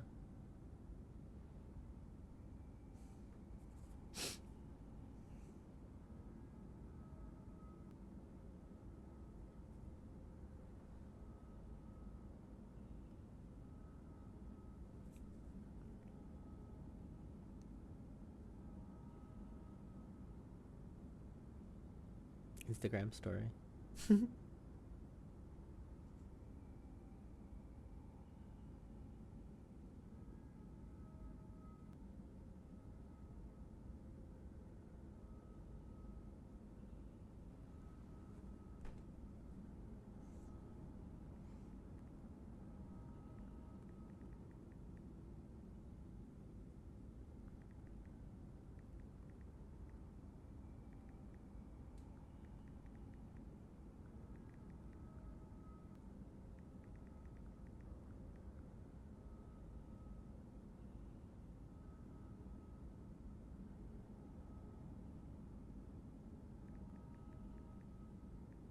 Pardon me.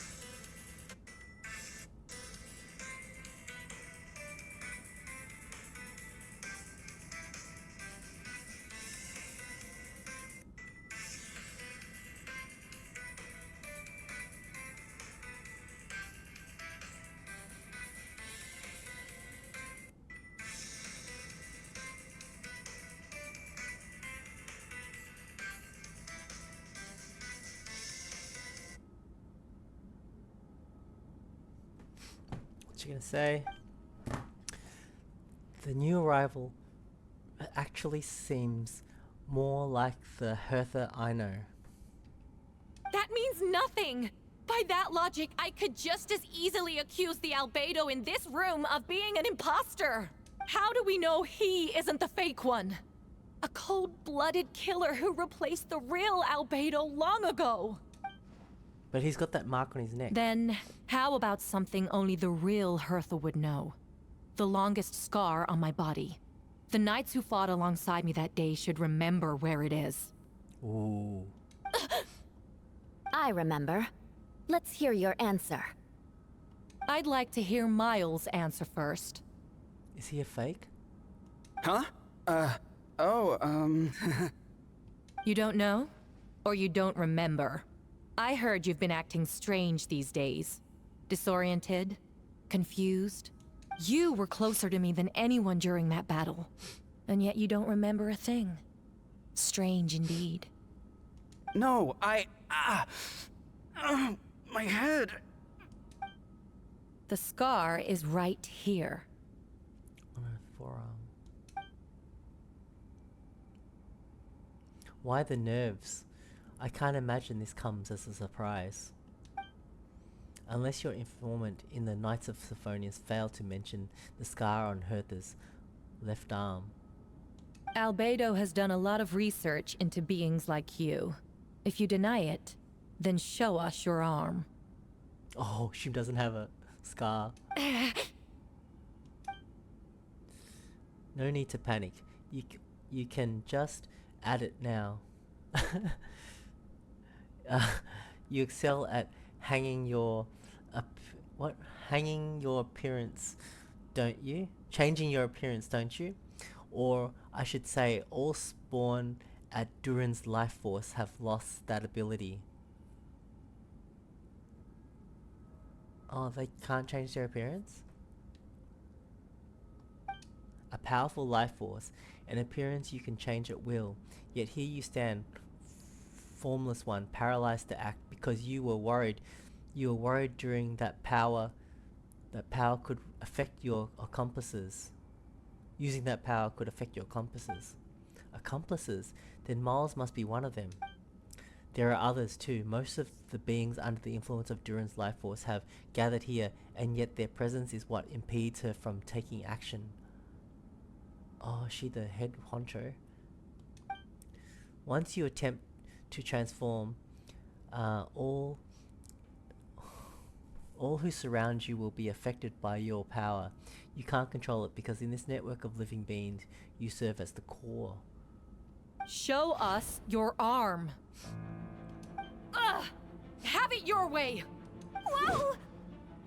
Oh no. Come on, let's go! We know why he was so creepy before. They're not gonna be able to get out of there with Jean and Albedo. Hey! They're shielding the imposter! And Traveler. She's trying to get away. Stop her. Don't let anyone stand in your way. There are others trying to get in. Must be more people under her control. Oh damn, she's got an army? Time to get moving, everyone. At least Albedo's... Whoa! She just leaped across the room! Damn, this is so exciting. After her!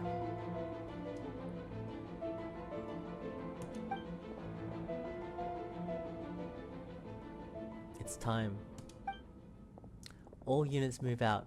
Third company, keep on the imposter's tail.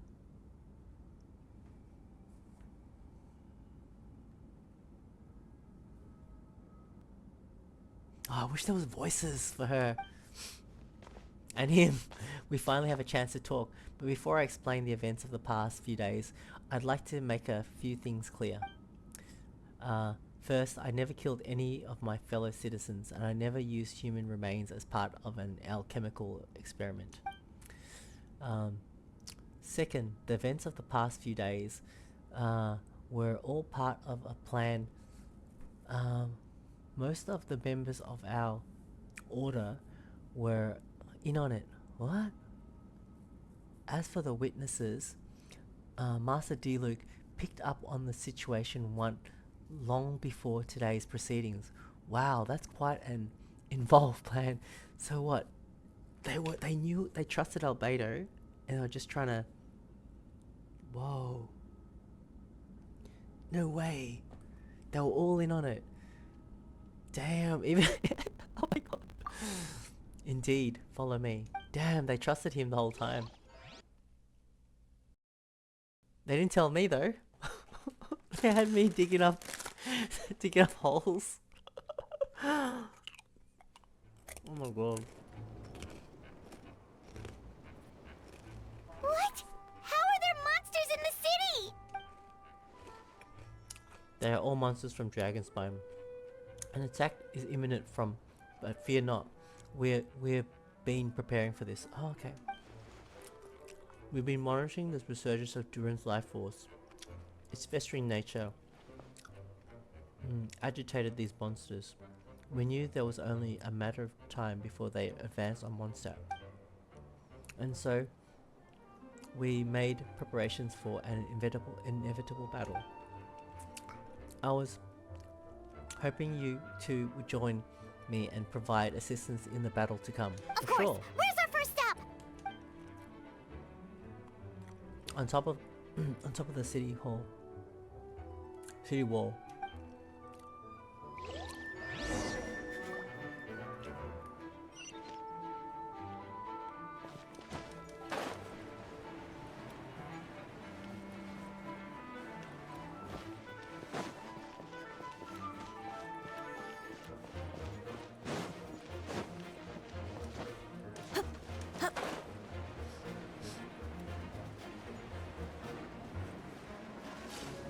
This is so fun. Captain Albedo, honorary knight, and your floating companion. Some of the people around here are acting strange. Be careful.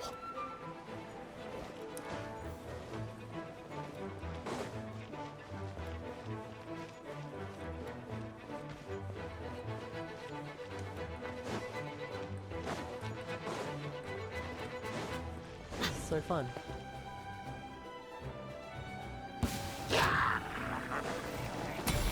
Supercard, it's you. Oh, Lisa. Come to be.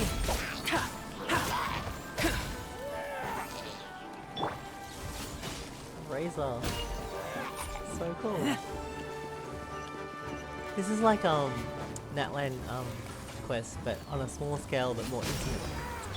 Come a little closer. Yeah. More intimate because it's all in one city. Burst forward.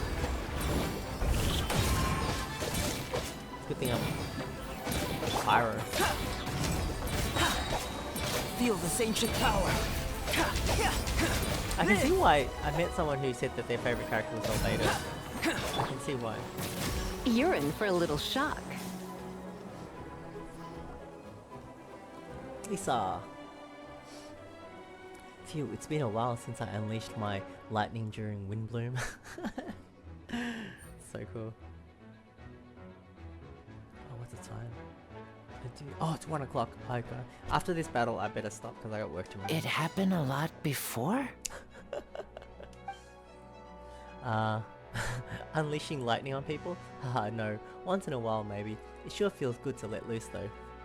I love her. She's still so hot.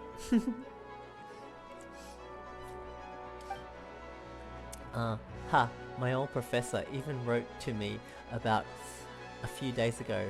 Of course, I made sure to emphasize that I always treat others with kindness. It's only natural for a student to inherit their teacher's ways. After all, and mine was a gentle old man from the Spantamard school. So you see, this time I only used gentle methods of electrocution, so gentle even Jean would have no reason to intervene. Huh. Gentle electrocution. You seem to be good, in good spirits, Miss Lisa. Ah, well, it's good to move about every once in a while. She's just stuck in the library usually.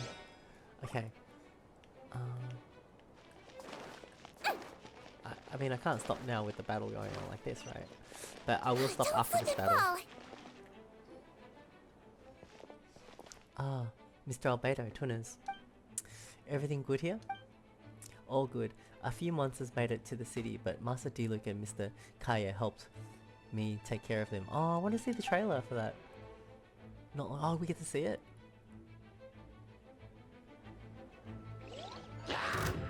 Oh, okay. I picked him as my free character in the anniversary, so at one stage I want to level him up.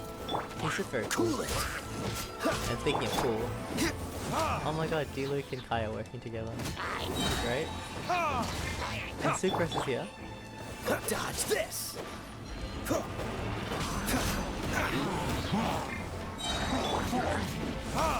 Time for retribution!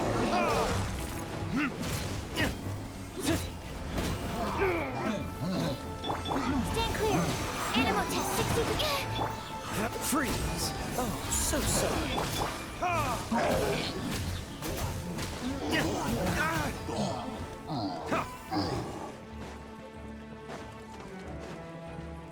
Oh, where are all these monsters coming from? My sword hand is cramping. Wait! I think that's Captain Kaya's voice. Maybe he's coming to help. Just hang in there. That's so cool. Remember they were saying they were trying to make it more interactive? They really have. I'm liking it. Verdict is... Oh, here's one of ours.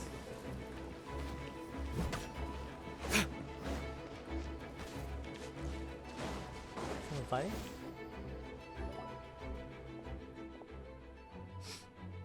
Fantastic job defending this place, you two. We'll take it from here. Oh, Captain Kaya, Swan is... Hey, I'm fine. It's your leg we should be worried about. Swan Lawrence, you should both get treated at the church. Don't push yourselves. We'll take care of things here. But, Master Diluc, didn't you leave the Knights of Favonius? What are knights the only ones capable of defending this gate? It's fine. Master Diluc is just altruistic as always. It's a civilian versus civilians. What? Civilians willing to help out. Who are we to turn him away? Understood. We're grateful for the support. Yeah, thanks a million. We'll be back soon.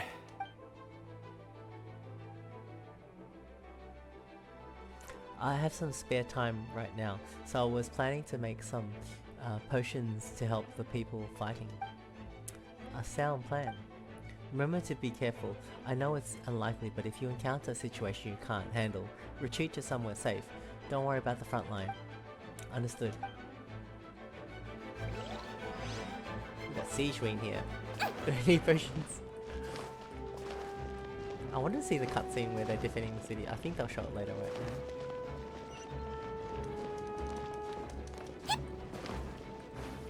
Oh, city wall.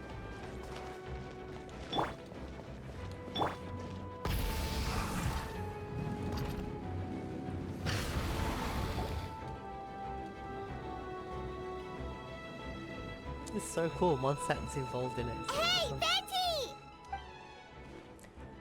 Oh, shoot. Someone's coming. Help me. Please, someone help me. What's with the freak out? It's just us.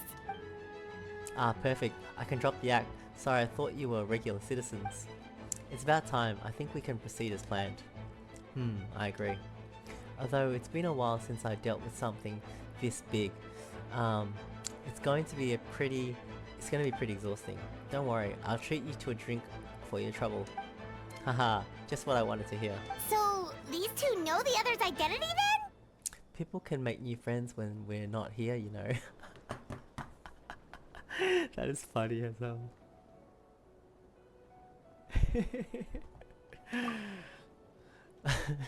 Minister started. Monsters started surging in from Dragonspine during the trial.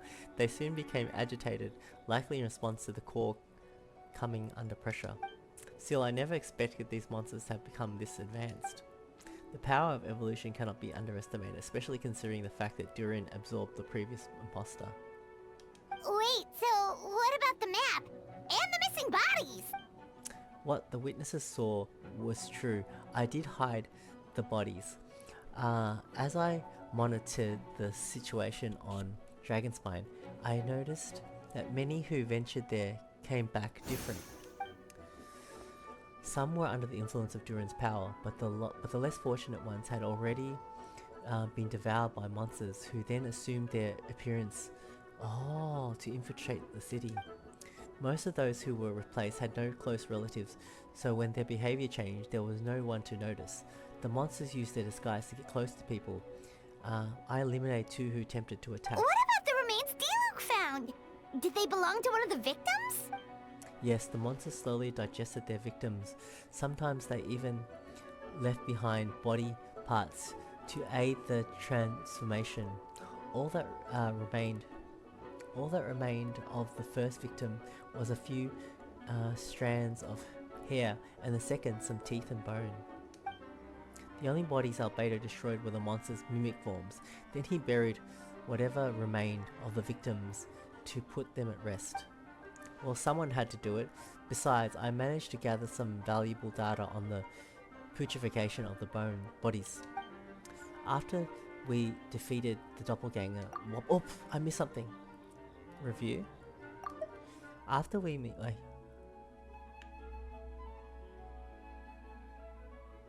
defeated that doppelganger's Wobbleflower on Dragonspine, we promised to tell each other a story, remember? You told me the story of a gardener, I remember. Wow, I remember that too, because it was just like last week. I'm glad then. You remember that I told you about Subject 2? In his pursuit to replace Subject 1, he transformed a Wobbleflower into Subject 3. Yes, this is so clear in my mind. So there was another imposter in Dragonspine that day? Yes, that would be Subject 2. I confronted him and buried his body on Dragonspine. So, you see, at one point, there was something hidden in that hole you found.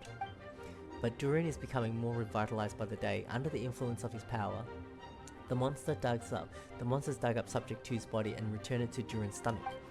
Durin absorbed the foul creation along with his knowledge and way of thinking. Oh no.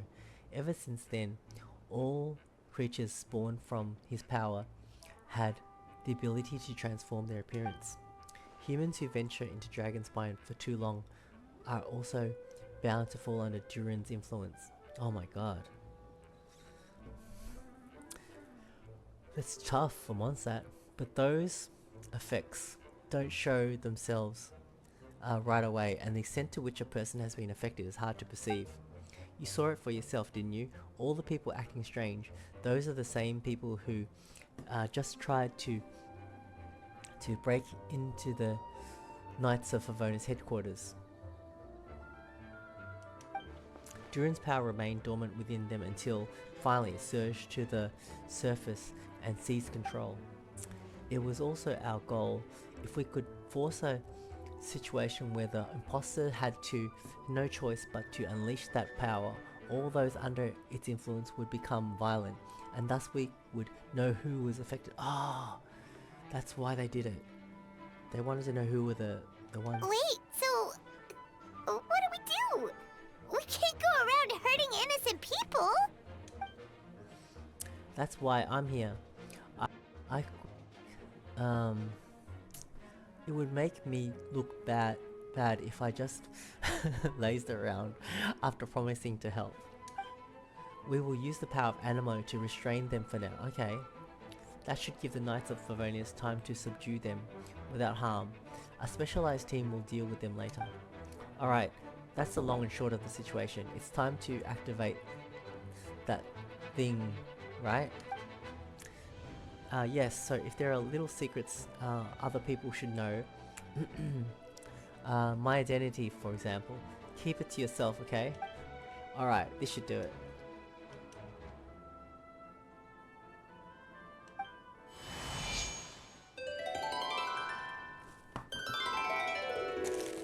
Is he gonna sing?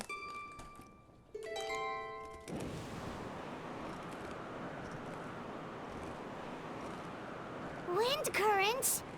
Paimon's never seen this many! There should now be wind currents across the whole city. Everyone, can you hear me? Loud and clear, all units, what's your status? All good. We have enough manpower to provide support. Requesting assistance at the side gate. This is so good. It's like an Archon quest level. Heading over now. Whoa! It is Archon quest. It's long distance wind communication! How is that even possible? It's all thanks to Lord Barbados. With this blessing, we will succeed in defending our city.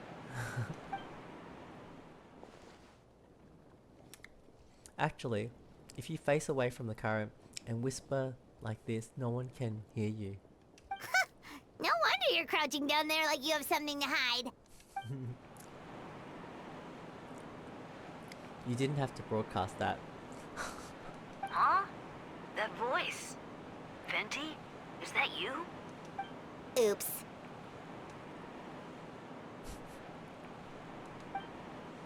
Oh, you know, just wandering, a wandering bard calling for help. Thanks, Tunis, Paimon, and Albedo found me, got me out of a tough spot here. So Dahlia was helping him just then? Alright, now that you're okay, you should check up on the status of the other areas.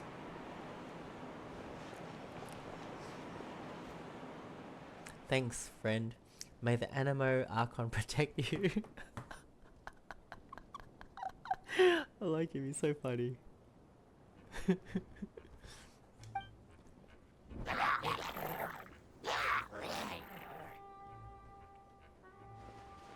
I've got things covered here.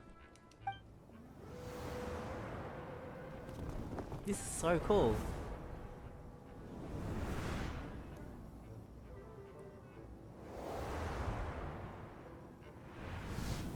Oh my god. Sigh.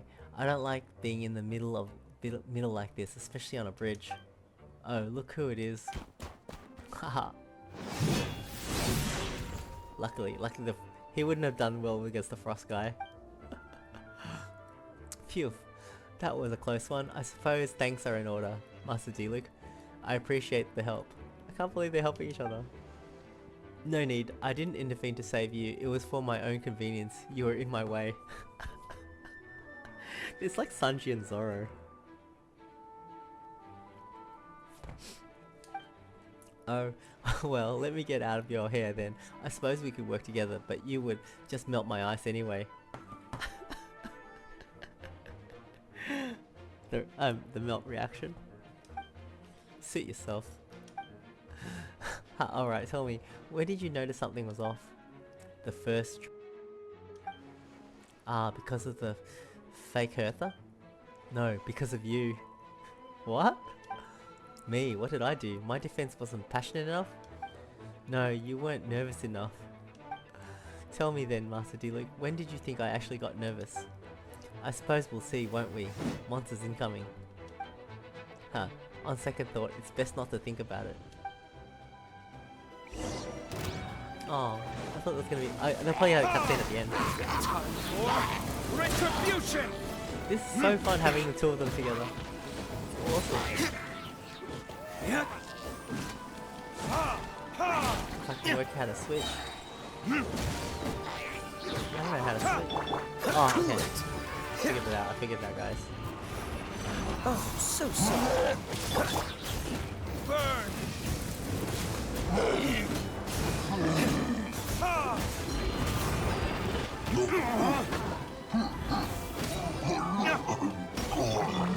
Freeze! Wow, it's got good energy regen. Time for retribution!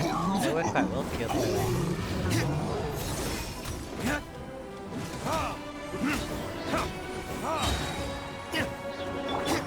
Cool it! Don't get frostbite. Burn!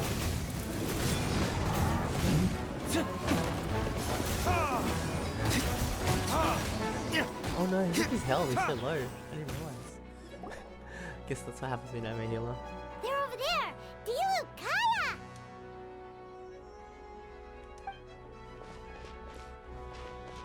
If you had time to make it out here, I'm guessing the other areas are secure? What? We can't be here because we care? Maybe this was just the closest spot to the city gate. Maintaining control over the main road means maintaining control over the battle as a whole. You made the right choice. So what's the status over here? All under control, don't worry. My trusty civilian Montelier and I have this area covered. Oh my god, I love these two, they're so funny. I think you mean the man who held this title, Cavalry Captain, before you. Oh, was he Cavalry Captain? I didn't really realize that. Albino sticking up for his friend. We don't have to bring that up. Oh, well, keep up the good work. We'll go check on the status of the other locations. Good luck. Oh, and I wanted to thank you for what you said in court. If I'm not mistaken, you were on my side by the end. Yeah, he withdrew his testimony, wasn't it? Oh yeah, he wasn't told about it, but he just, yeah. Haha, believe me, he's had his since the first trial.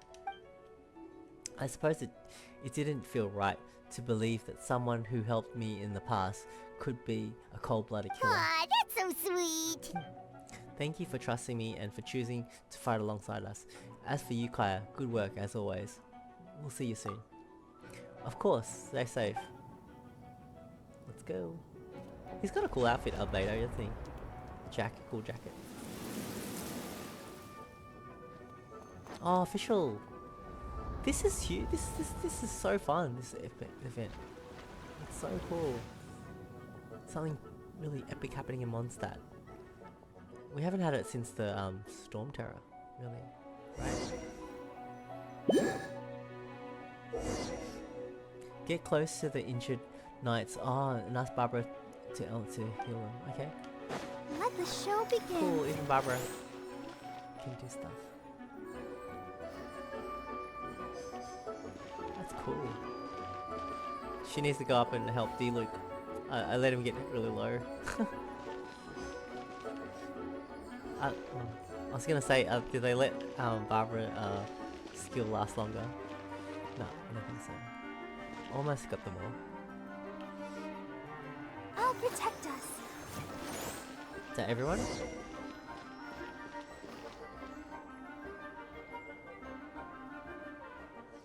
Alright. On the mend. Thank you so much, Miss Barbara. Things are still quite chaotic outside. It's best if you all remain inside the cathedral for now. You're not rushing back out to the front line, are you? You're still injured. Don't worry, Miss Barbara. I'll try not to put myself in harm's way. I can help with the logistics from the back. Cool. Well, maybe we can give you a hand. As you said, the situation outside is chaotic. Injured parties should not be left unattended. There are others here who need to get back to the front line, so I'll escort you all myself. Of course. Thank you, Miss Rosaria. You're so polite. Just doing my job. I'll leave the cathedral to you then, Barbara. You can count on me. I don't really know how all this started, but I do know that Jean and the others have been preparing for this for a really long time, so I think everything will be alright. No, it has to be. Did I catch you at a bad time, Barbara? This is so good. No, not at all. Did you need something? I just wanted to tell you that over the next days a lot of things are going to be happening. Attacks and fighting, so I need you to take care of yourself. Huh? How do you know? Albedo warned us in advance. It's something to do with Dragonspine, and he's our authority on that region, so we should take him at his word. Cool. The whole thing was set up to rat out, like, get the homunculus out. It's Dragonspine, huh? So the city is going to be in danger? Yes, but the Knights of Favonians will do whatever we can to protect the people. But then who will protect you? Don't worry, I'll look out for myself, I promise. Please let them be okay out there. Sister Barbara, could you lend me a hand? Of course, coming. Like, I love the sweeping camera. Oh, Mona as well. LL. It's so cool. It's huge. And Bennett is so cool. Whoa. I love it. Amber. They're all showing up. It's like Lord of the Rings. They're here. Prepare for battle. So cool. Someone about to do the even Mika. On guard, everyone. Incoming monsters at 11 o'clock. Looks like we've got 25 healer chills, 2 blazing middle chills, and a bunch of different... This is so cool. Prepare elemental countermeasures. It's like... Oh my god. This is so cool. Oh my god.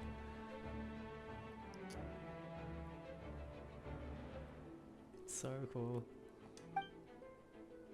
Anyway.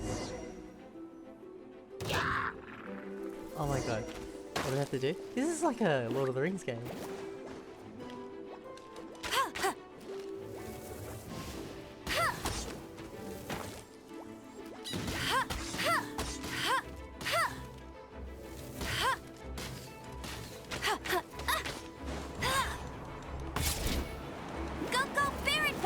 I haven't used amber for so long.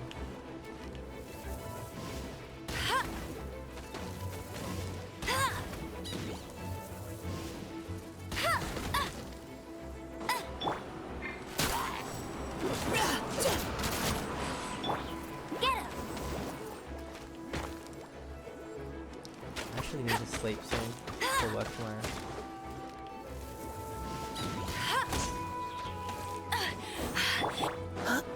Final warning. Yeah. Leave the wounded to me. Hey, go Baron Bunny!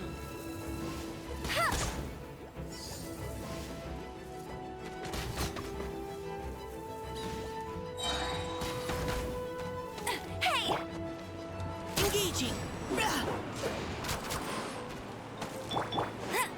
No one escapes my sights! Get him!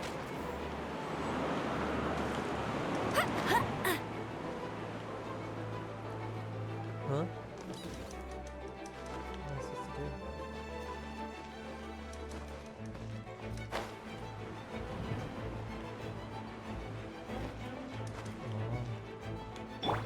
Providing cover fire.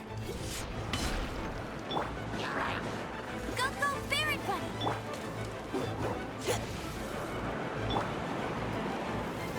That's cheating! Final warning. Get him!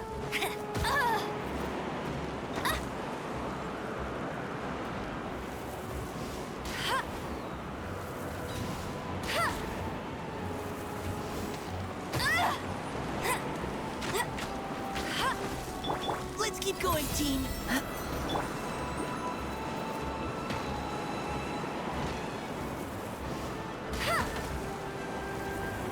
Real quick way to kill him.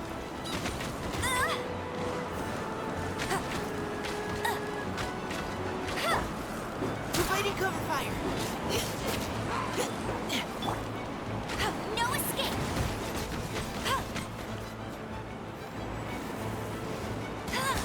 Hey!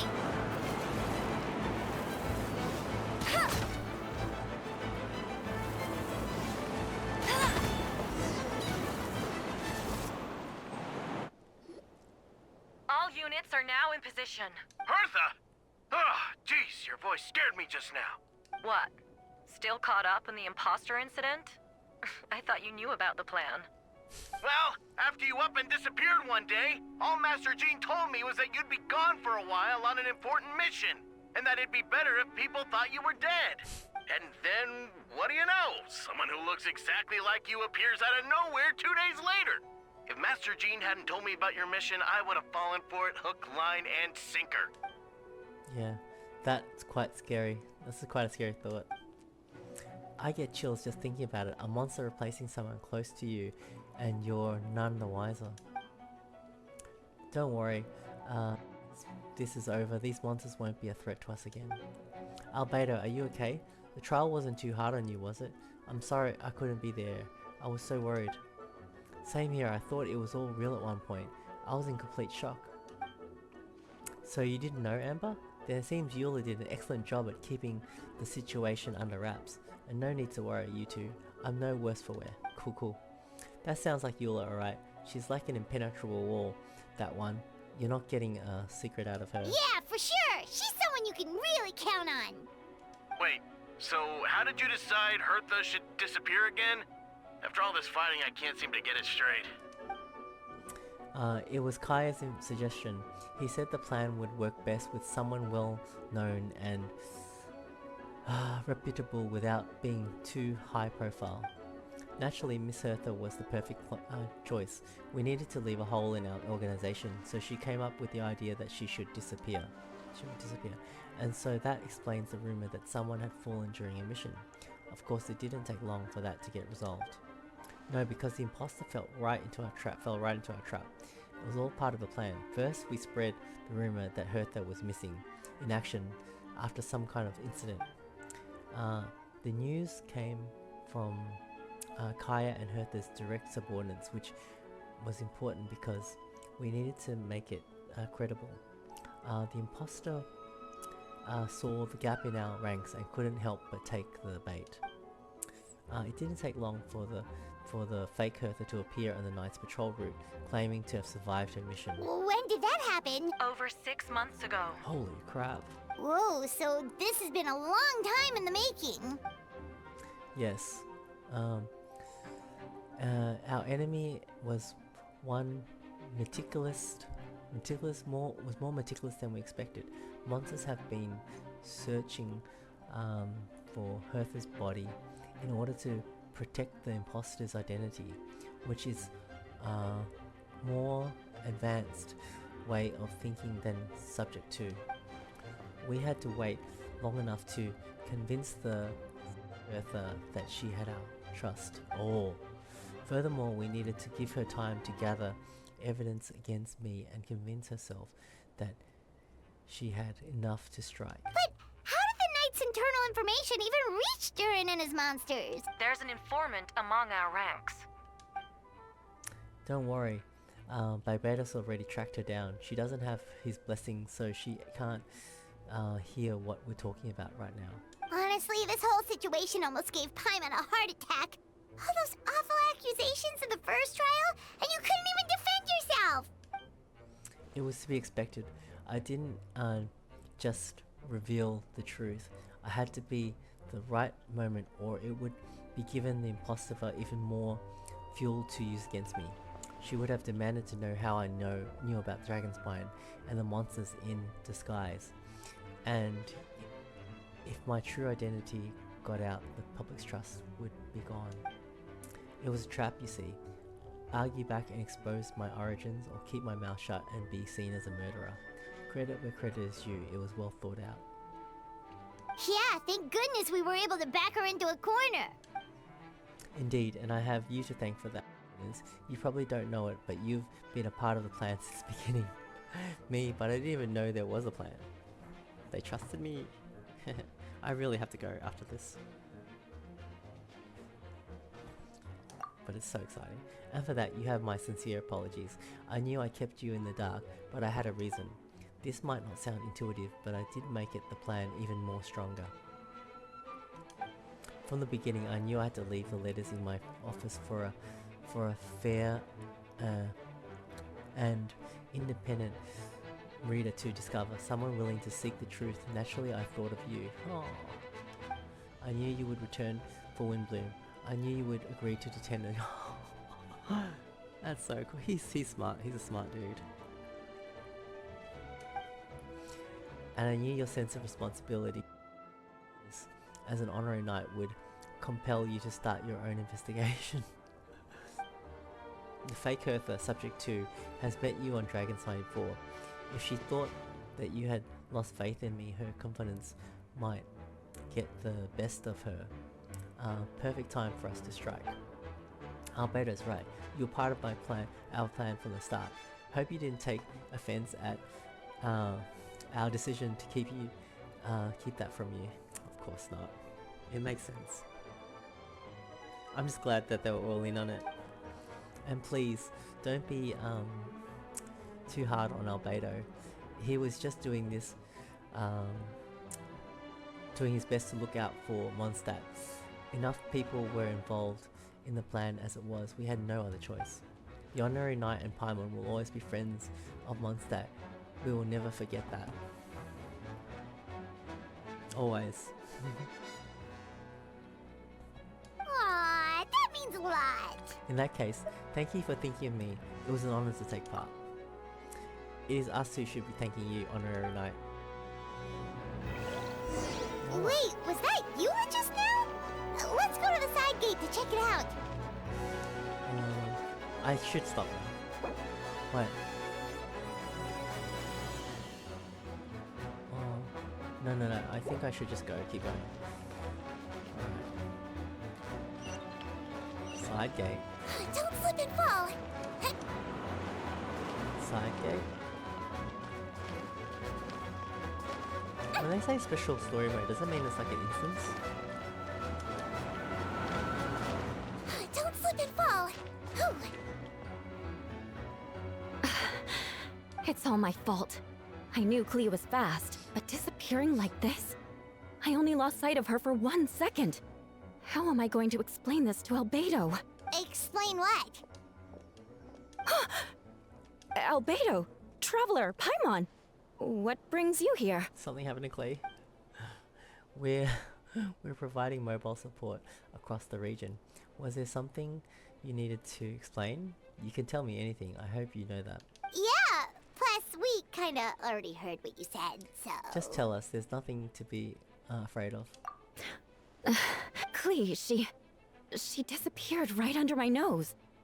I'm sorry. I'm doing all I can to find her. I see. Please don't beat yourself up. Clea is... Wait! Something's coming this way, and it doesn't look pretty! Alright, fighting first. Conversation later. She was right next to me, and the next thing I knew, she ran off somewhere. I swear I only lost sight of her for a second.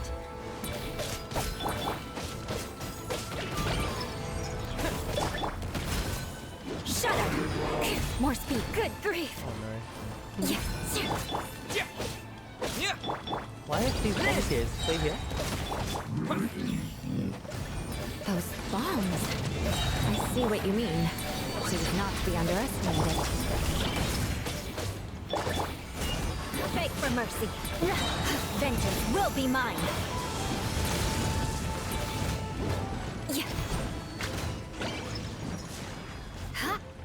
Didn't get to use her burst. We won! Great work, Clea. I'll be counting on you to protect Eula next time too. Albedo, you can't be serious. No problem. Just leave it to Clea. Oh, no Clea voice either. Are you going to patrol, Mr. Albedo? Clea heard you went camping for a few days, and these monsters followed you back home. Camping. Ah, right. The truth isn't suitable for little ears. That's right. So I need to report back to Master Jean to settle my expenses. If you have some time, I'm sure Eula will be grateful if you escorted her back to headquarters as well. Of course. I place myself in your capable hands, Spark Knight. It would be an honor. Clea would do her best.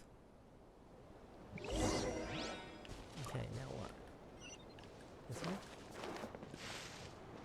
Calm down!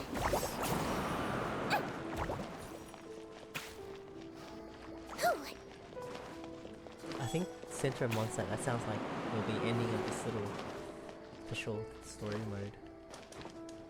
Because I just don't want to...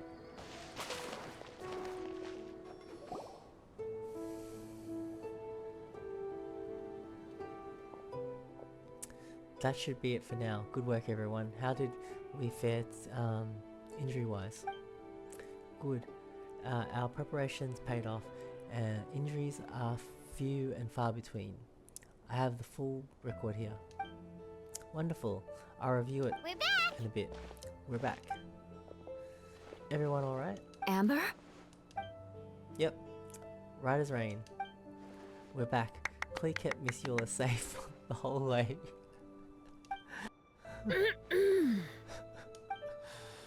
That's amazing, Clee. Eula was lucky to have you. Looks like we're still missing a few. Reporting back, Master Jean. Mission complete. Oh, Bennett? Okay. Good to have you back. Safe and sound. Great work, everyone. The operation could not have happened without you all. Your leadership is what made it possible, Master Jean. It's been a busy few days. You should take a well-deserved break. I will, but I believe you deserve one most of all. My work isn't finished, I'm afraid. I have a few more loose ends to tie up. Loose ends? Ah, yes, of course. We can talk about it back at headquarters. Twinners and Paimon should be there too. Alright, everyone who has finished their work should head back to their quarters or to the church to get some rest. Wanna come with Clee? We can drink some tea, eat some freshly baked moon pies. Yes, yes. I like it. That was really cool. But hi everyone. Menti, thank you for everything. I know there were difficult moments along the way. Oh well, wait, does that mean you saw me running for my life? Ah, no. Apologies, just forget I said anything. Ha, just kidding, but you're right. It was tough out there. I almost lost my hat to the wind several times. Any notable information on the wind? Of course, I was out in the city war for quite some time. I heard all sorts of things. As for whether notable, well, I picked up on an anxious voices and a child's anger. Durin has been isolated for centuries, but absorbing Subject 2's emotions allowed him to understand certain truths about this world and his existence, including the fact that he has no longer mother's only child, or her most perfect creation. Found that fact difficult to accept. The emotions he felt in response were quite genuine and, dare I say, human. If I eliminate the perfect creation, I'll be the only child mother needs. This mindset arose out of Durin's instinct to compete and survive and came to dominate all those around him. Of course, the absorption of Subject 2's knowledge allowed him to take a more intelligent approach, accusing me of murder. In the end, however, Durin still lacks sufficient social intelligence. The fact that his army even got this far is a miracle. Oh, no wonder Venti sensed a child's anger through the wind. That same feeling, it's close.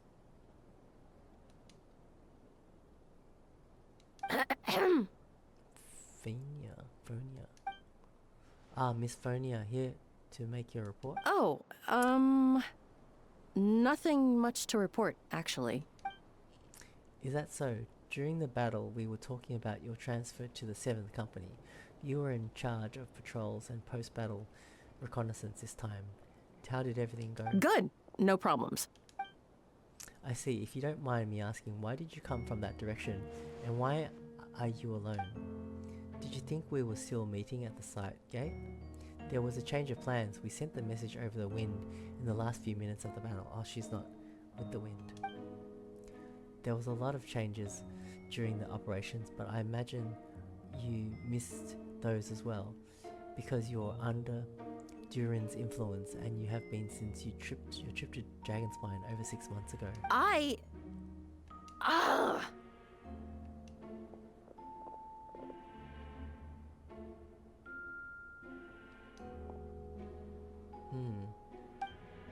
Don't move.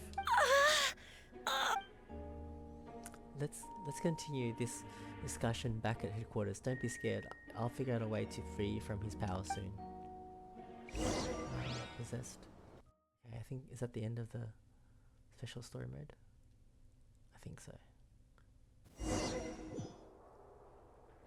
Unless this is a cutscene. Okay, I think that's it, right? Okay, I think I'll end it here. Yes, that's perfect. Okay, because I got work tomorrow. Thank you for watching, guys. That was really fun. I really liked that a lot. That was awesome. And it still goes on. So I'll catch you guys later. Bye. Hello guys, welcome back to another Let's Play. Gonna continue the Interlude Archon quest, Paralogism, at the moment. So let me just change this. Settings for controller. Yep. Cool. Alright, we're all set. Let's go.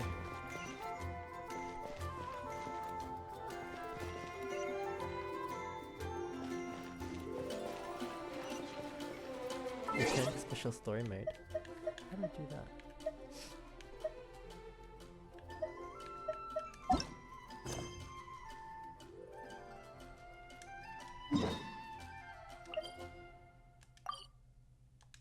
Let's just go, right? I think, oh, we gotta go to that spot. I think we gotta go to that spot and just enter it. So I have, it's cool now. It's Wednesday night. I've got a couple hours. So let's see how much progress we can make. I really am keen to finish this because there's an event that is supposed to be really good. I just saw someone, I think it was Brand Online on YouTube, he uploaded that. I think he meant this quest that's really good. It's only got 4 days left, so hopefully I can finish Paralogism. But I didn't want to do that event in the middle of doing this because it just would kind of like interrupt the mood. Because right now I'm really in it. And plus this is so good as well. I loved it. I had a really good time playing first night. Was it 2 nights? I was playing at night when Mondstadt was attacked and everything. It was so cool. So let's continue. Okay. Let's go.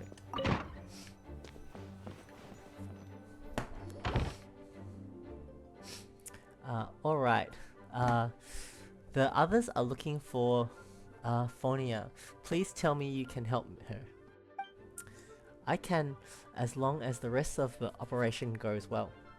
Wait, the operation isn't over. What do we do now?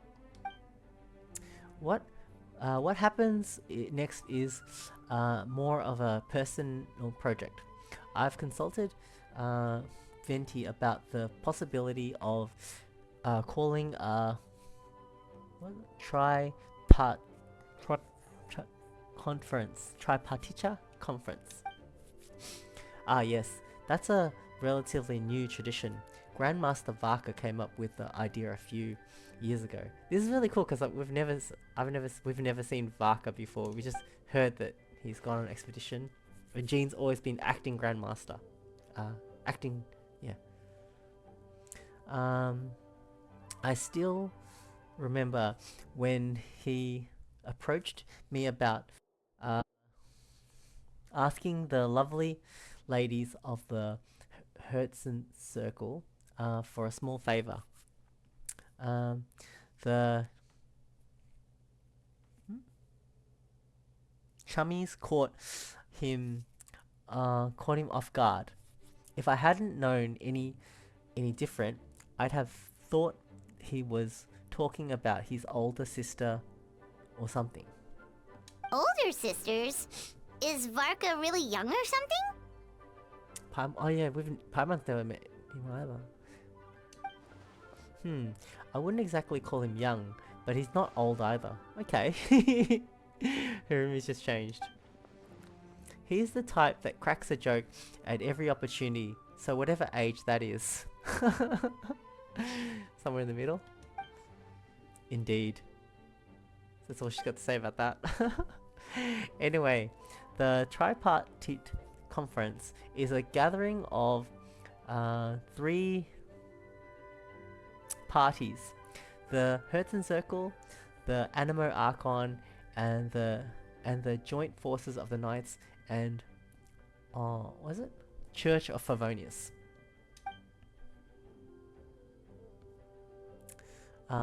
Barbados was able to facilitate a meeting between Varka and the mages. Is that Varka?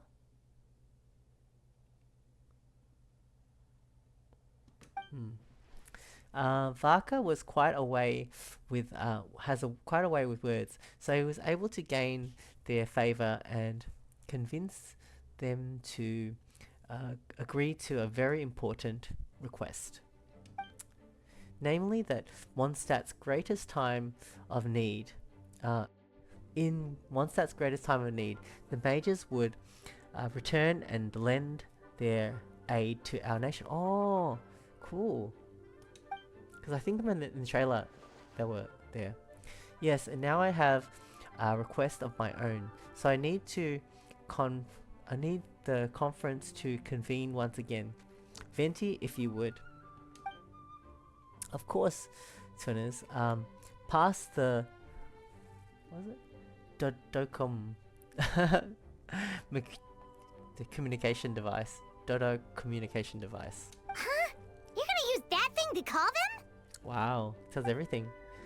Hehe, just watch and learn. Okay. I think this should do it. Dodo, Dodo. It's like in One Piece they have the snail transponders, is it? Instead of the phones? It's kinda What's like that ringing? Is it the wind or something? Is that Varka? Hold on, that's not the right voice. Wait. Barbados? How did he hear that? Because Venti's voice actor's not here.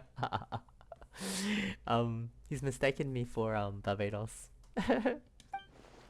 Varka? So we hear his voice. Grandmaster?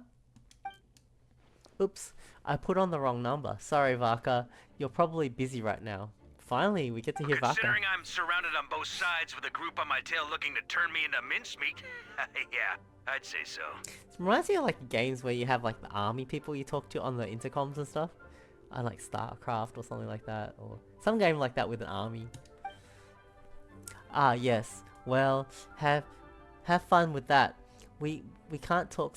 We can talk some other time. All right, pass along my regards. Oh, and I still owe you for those drinks, don't I? Just take it from my stash. I keep it in. Did he turn it off? Oh, reception.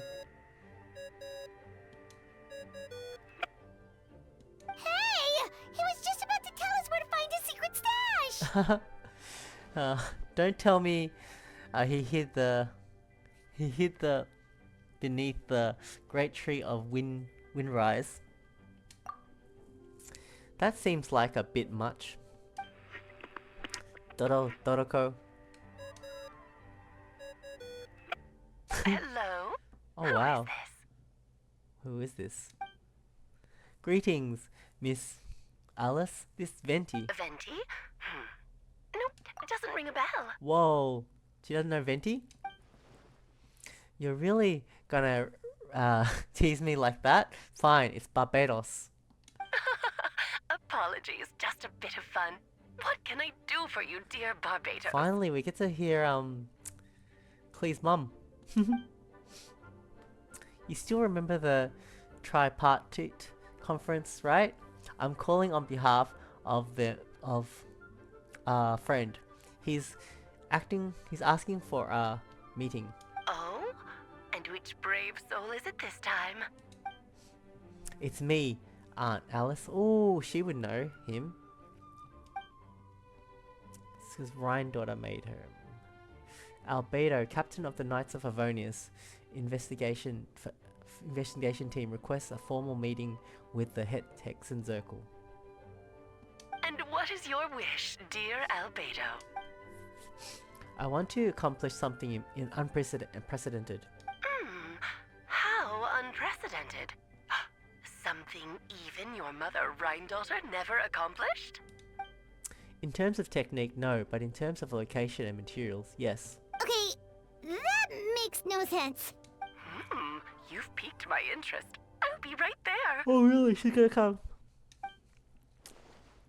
Be right where? Here? As in this office? Hello again, everyone. Oh, she's appeared but in this form. Hello, Aunt Alice. I see you've turned yourself into a giant Doroko. Darling, isn't it? It even has its own hat.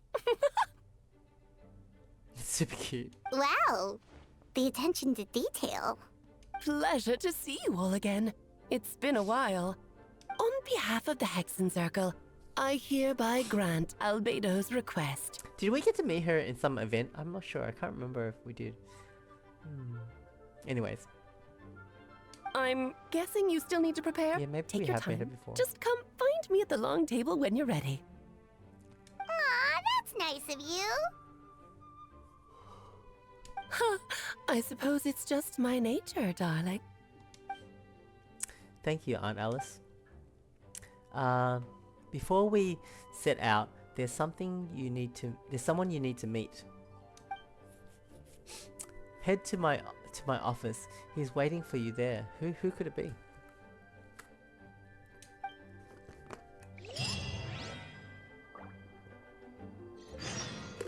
Who could it be? Let's go.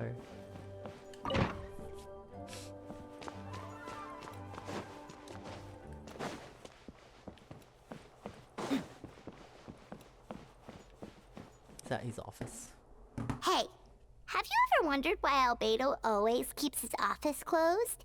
Paimon bets there's a secret snack stash hidden around here somewhere. What? What happened? Hey, not so loud. Hey, is that Durin? The baby Durin from the toy place? In the last oh, the summer event. Oh, Mini Durin. Mini Durin? What are you doing here? Wait, actually, I've kind of been helping you guys to in secret this whole time. I tried tapping Paimon on the shoulder during the battle, but you floated away too fast. You were there? Yeah, I've been in Mondstadt for a few days now, but I've kept myself out of sight. I thought people might be scared of me. Wow, nah, I don't think. Oh, He's don't so worry. cute. We aren't scared of you. Heh, thanks. So, what brings you here? Oh, is it Windbloom? There are a ton of fun games this time of year. I did sneak off to the festival for a bit. Even though I couldn't play the games because of all the people, I still had a lot of fun. That's good. You're so cute. But that's not why I'm here. Albedo and I made a promise to accomplish something great together. Okay. What do you mean?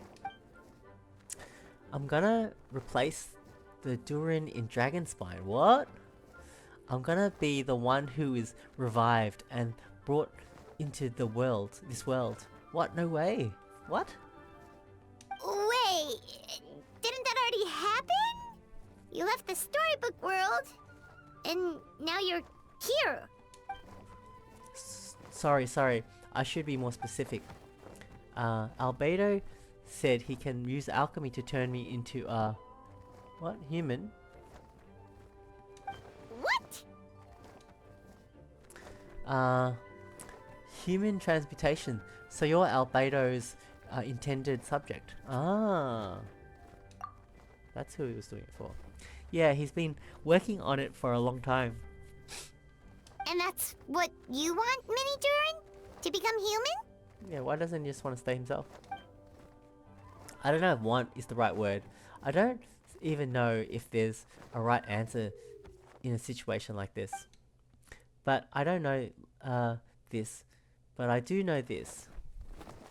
I have just as much of a right to this name. I have just as much of a right to this name. I don't want to lose to the other Durin. Becoming human isn't as simple as changing form. I know, Albedo talked to me about that. He said that the Durin of Dragonspine is a lot more aggressive and primitive, almost like a beast. But Mom created me in a storybook. The pure parts of me can balance out the evil parts of him. Oh, okay, okay. Oh, I remember Alice made him, yeah? Because she made the story, right? She made the story world. So that's where we knew Alice, from the story world event, yeah. If I'm honest, I don't know what that will look like. If I can still be me once I become one with that part of him. Maybe without a complete soul, there was never really a me to begin with. Albedo said, these kinds of questions are normal. We're all just trying to figure out who we are. That's true. But I'm not afraid of change. I want my life to have meaning, and suppressing an evil dragon, becoming human, both sound pretty meaningful to me. That's 100%, right? So don't worry, no one is forcing me to make this choice. Well, turning you into a human sounds like a huge project. No wonder Albedo wants to get the mage's approval. Yeah, I'm really grateful to him. We're kind of in the same boat, you know. Albedo told me he's the Cried Prince, a synthetic human, and yeah, this work, I'll be one too. And if this works, I'll be one too. We'll be the only two of our kind in the whole world, alchemical creations, allowed to live in human form.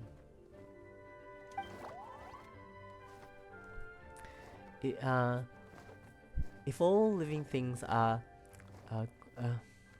grouped together by species, and there's only one other person like me in the world, I guess that makes us family. True. Definitely! You've just gotta trust one another! Actually, while we're on the subject, does your friend Hat Guy know about this? Oh, Hat Guy. He was there at the event too. Yeah, I told him I was coming here to fulfill this duty. He didn't try to stop me, just told me to get a move on. I can hear his voice now. He didn't say it outright, but I think he supports my decision. Maybe he even thinks it's a good idea to go through with this. I'm a little scared, of course, but excited too. Anyway, I'm really glad I got to talk to you at a time like this. I feel a lot better now, so thanks. Okay. I don't know why I suddenly get sleepy when I start playing. Maybe I was up late last night too. But yeah, maybe it's because I'm like reading or something, or I don't know what it is. Do I need another nap? I don't know.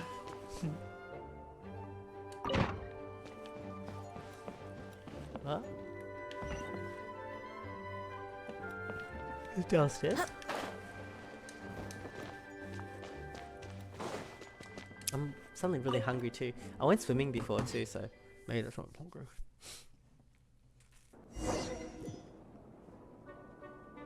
And we're gonna do Imaginary Theater with music.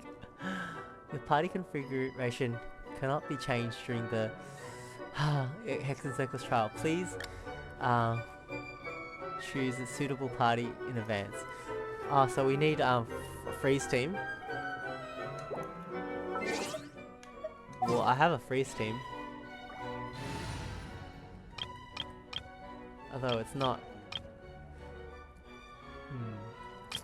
I could go. I'm gonna make a team up. Farina. Moika. And Chaska? That should do that. Oh, there's no ice. Shinha.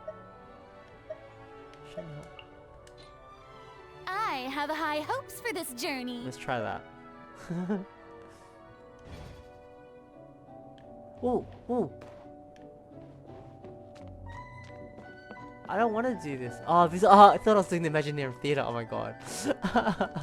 Because the music's the same. Welcome, one and all. Please sit wherever you like. So no unspoken rules to be aware of. I don't want to unwillingly park myself down on some important lady's chair. I highly doubt anyone's going to mind where you sit, Lord Barbados. But thank you for being so considerate. Jean didn't fancy tagging along? A bit happened in the city today. If she left, there really would be no one around to lead the Knights of Favonius. All right, never mind. I was just hoping to treat her to some tea. So, tell me, Albedo, what is this outrageous and audacious plan of yours that I've been hearing murmurings about? I'll get right to the point. I intend to kill the evil Durin in Dragonspine. Oh, he's gonna kill him? So he's actually evil. It wasn't... I had a feeling, I thought that the little mini Durin would help the evil Durin become good or something, but... maybe that is what's gonna happen. I don't know. Oh? And I'd like to request some alchemical reagents from the Hexen Circle. Which ones? I'm all ears. First would be the flesh of that immortal monster from the Mare Javari. Interesting. What else? The other is a portion of the embryo left by my mother, Rhine-daughter. Ah, the raw material from which she created her monsters in the past. There's not much of it left. Dragon blood, monster flesh, and embryo. Sounds to me like a formula for creating life. Correct.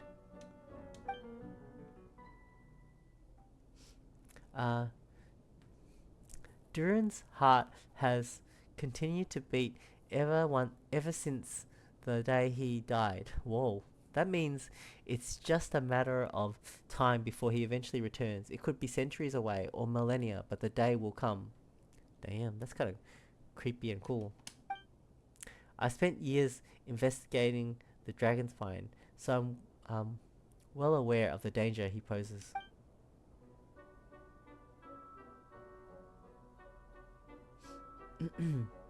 He has already managed to pose a considerable threat to Mondstadt in less than half of his original strength. There's no telling how dire the consequences could be if he ever regained his full life force. Hence, if we want to be free of the dangers posed by his blood and limitless vitality, we must find a way to eliminate Durin entirely. Unfortunately, Durin is a special entity. Even after death, he could reawaken at any moment. So the solution is to kill him and then resurrect him in a different form.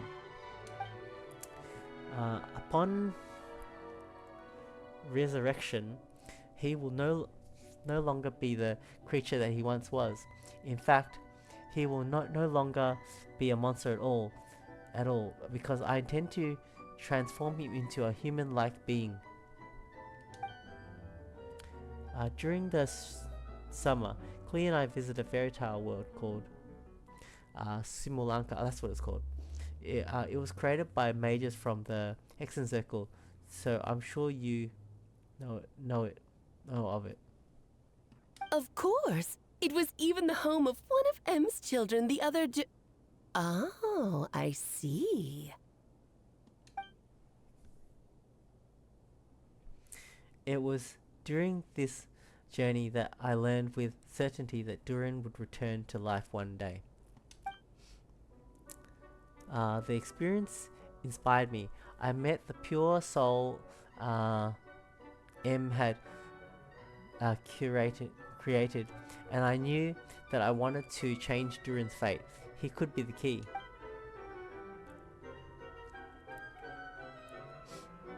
In the end, I devised a chemical model for the transmutation. The soul will come from the fairy tale dragon of Simulanka, the blood from the dragon's heart, from the original dragon's heart.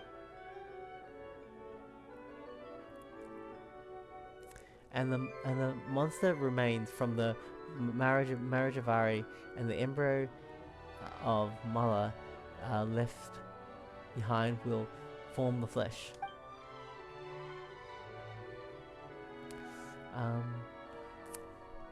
The corrosive nature of the dragon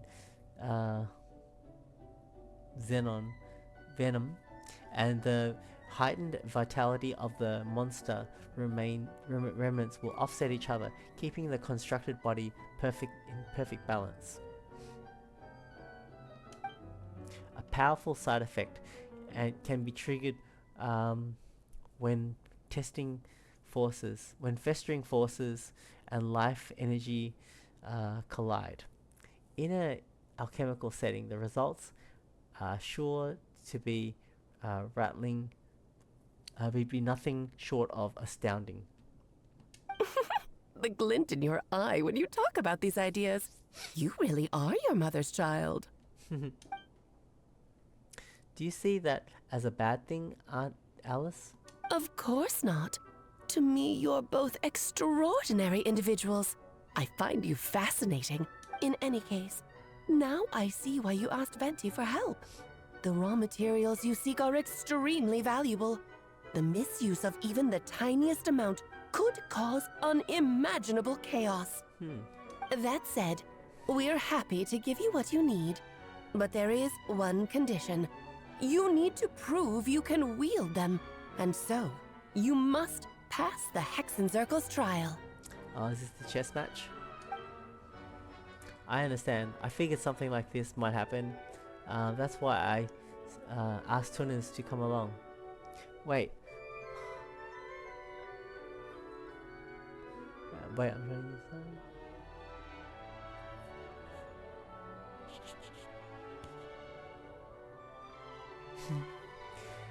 You're not even gonna try to get him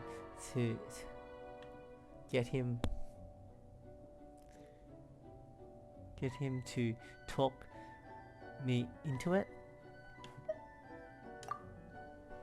Oh, you need convincing. I thought you'd want to keep an eye on me. Who knows what sort of outlandish things I might attempt without someone to keep me in check.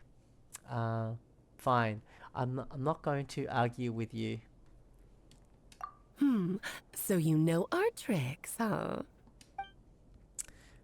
Aunt Alice has always loved a spectacle. Any chance to witness friends come together to support one another. Well, success means little if you have no one to celebrate it with, no? Although, I'm afraid dear Paimon will have to sit this one out. What? Why? The Hexenzirkel trials are no walk in the park, my dear. Besides, I already decided on the structure. There's only room for 2 participants, I'm afraid. No more, no less. You understand, don't you, Paimon? Oh, don't be too angry with your dear aunt. Okay. You can turn off the charm. Paimon will stay behind. Oh. Thank you for being so understanding. Then, whenever you two are ready, interact with the chessboard on the table. It will guide you through the trial. Then let me make a formal request. Will you go through the trial with me? Of course. Are you ready, Tunas? Just about. Then, my dear children, get ready for a taste of the Dodo King's magic. Is it a chess match? Probably fighting. Or what's happening? Oh, we're getting teleported onto the chessboard? Damn, that's cool. I feel like getting a snack. Hold on.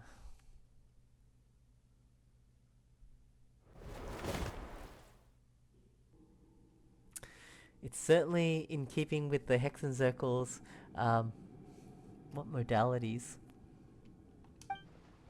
we've been shrunken down to a chess piece size. Whoa, look at her in the background. Damn. Whoa, you're so tiny now! Take extra care of yourselves, okay? But what is it? Nothing. It's just Paman's voice is even louder than usual now that I'm this size. She is always so energetic and lively. Nothing can dampen her spirits. You know what's sad? The voice actor for Aether can't do these lines. Man, sucks. I wonder if they'll add in like afterwards. Don't worry, you'll be back with her again in no time. You sound pretty confident, Albedo.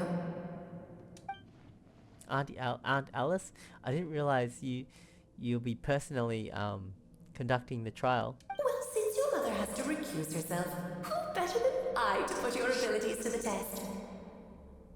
I have prepared quite a riveting new performance just for you two. See?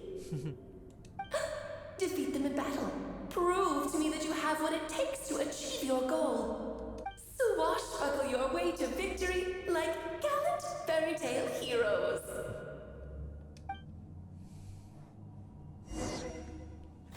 Oh, it's a live action, like it's live. Strike a pose! My will embodied. Oh no, oh no. Luckily I see green. Should keep us alive. Don't slip and fall! Moment of birth.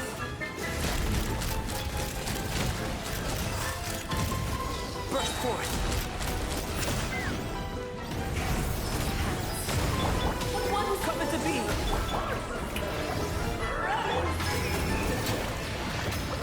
Witness my great undertaking.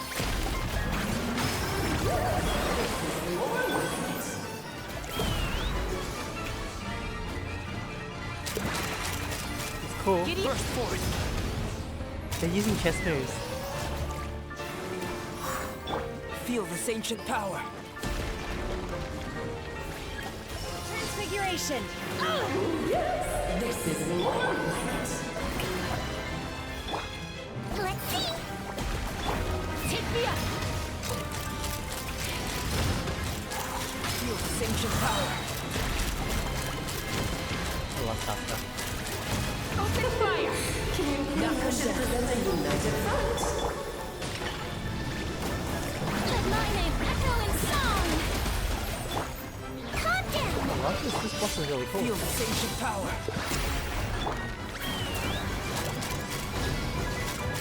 He's just the king. But the king can go diagonally too, right? Yoo-hoo! Transfiguration. Ooh, we did it. Fun boss.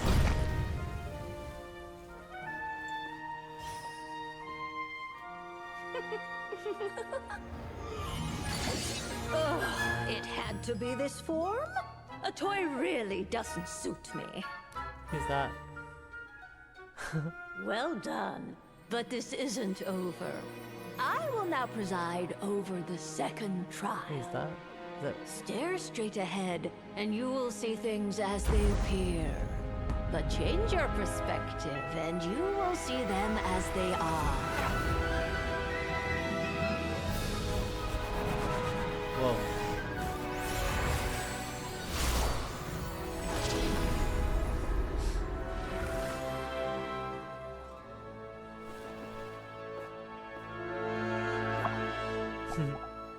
Second stage. King, Queen.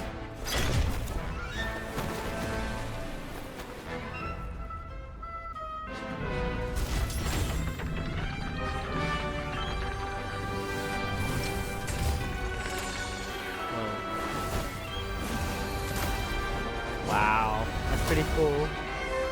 Tanky. The trial Huge. awaits. Oh, it's a boss fight. Fun. Only by turning the world on its head can we see its true colors. So, it begs the question, what do you see on the other side of this chessboard? pawns earned true freedom the moment they gained legs with which Ah, to do I have to kill him at the same time? In the spirit of Rhino, I prepared a little surprise for you. No need to thank me, of course. Just a small gesture of kindness from me, Barbara. This calls for Frozen. pomp and ceremony. Oh, Albedo, you're always so charming and delightful. Unlike my own Oh no. student, No, no, no. she I can need be so Farina. full of herself. I need I you. do wish she'd take a leaf out of your book. Taking steps this time. Oh crap. I thought I had memorized. Calm down. Coming to be.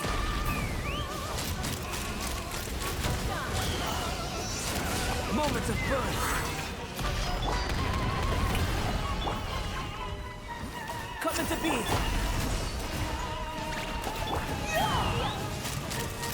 Do I have to kill him at the same time? Giddy up. I feel like I should probably should. One moment of birth. My will embodied.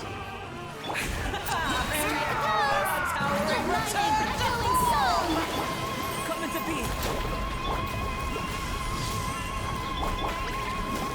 I should have had Ayaka.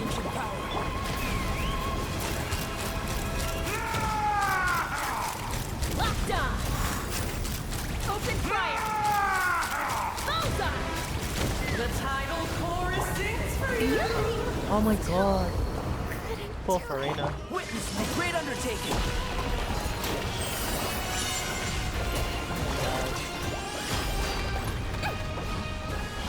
The curtain call has arrived.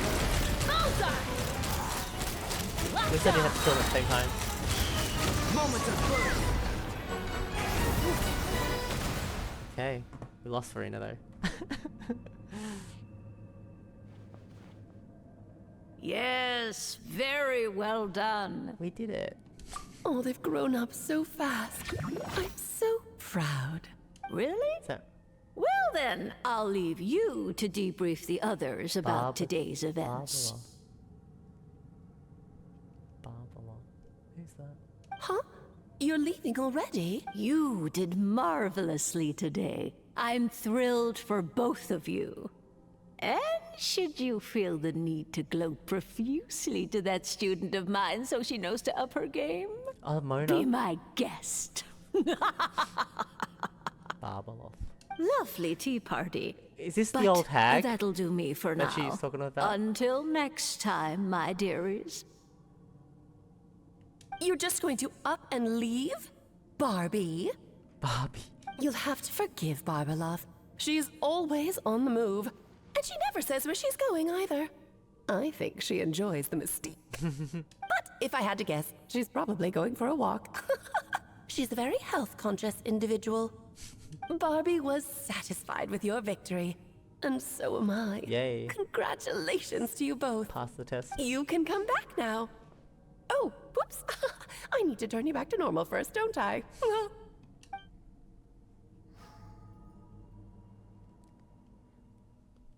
Poor Farina. She didn't make it. She died twice. What's my... Oh. You're finally back. Great job. You made it all look so easy. Do we? Nice to have you back safe and sound. Now time to relax and switch off. You've earned it. I want a snack. I'm gonna get a snack. Hold on. Let me hold on. I'll be back. I've earned it. Okay, I'm back. Ah. Okay. I felt pretty good to beat the trial. Oh. Once you've rested up, let me know when you're free and we'll head to Dragon's Mine. Oh, okay. To deal with the dragon of Dragonspine, right? Indeed. The sooner we deal with Durin, the better. We must be getting towards the end of it, right?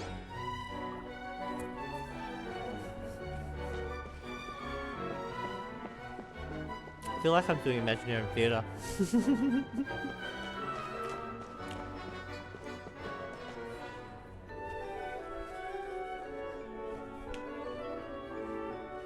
The location and the music.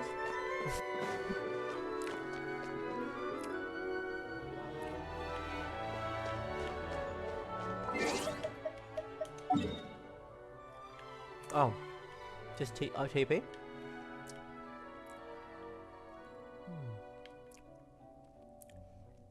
Yeah. I'm gonna switch to Dea. Dea. Because it's Dragon Spine.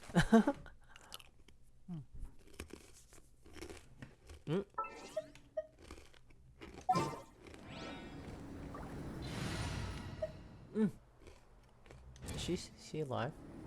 Oh, poor Farina. I haven't read her.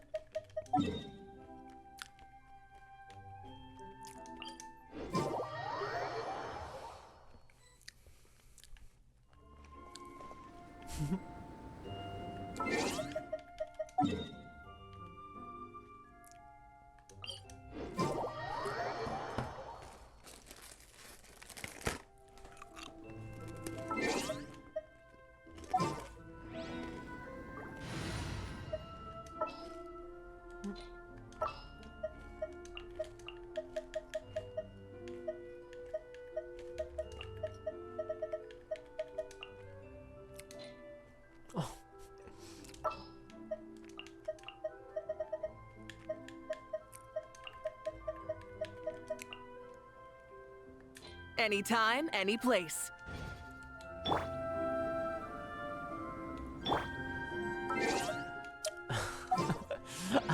I think I was.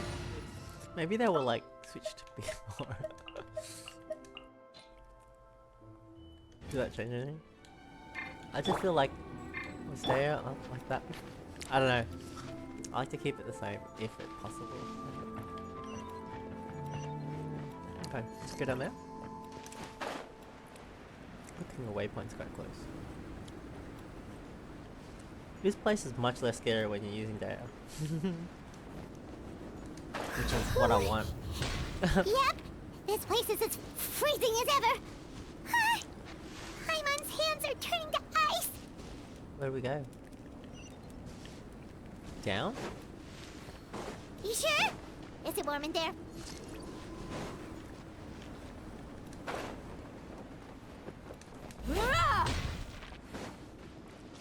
What to do? Can we go now?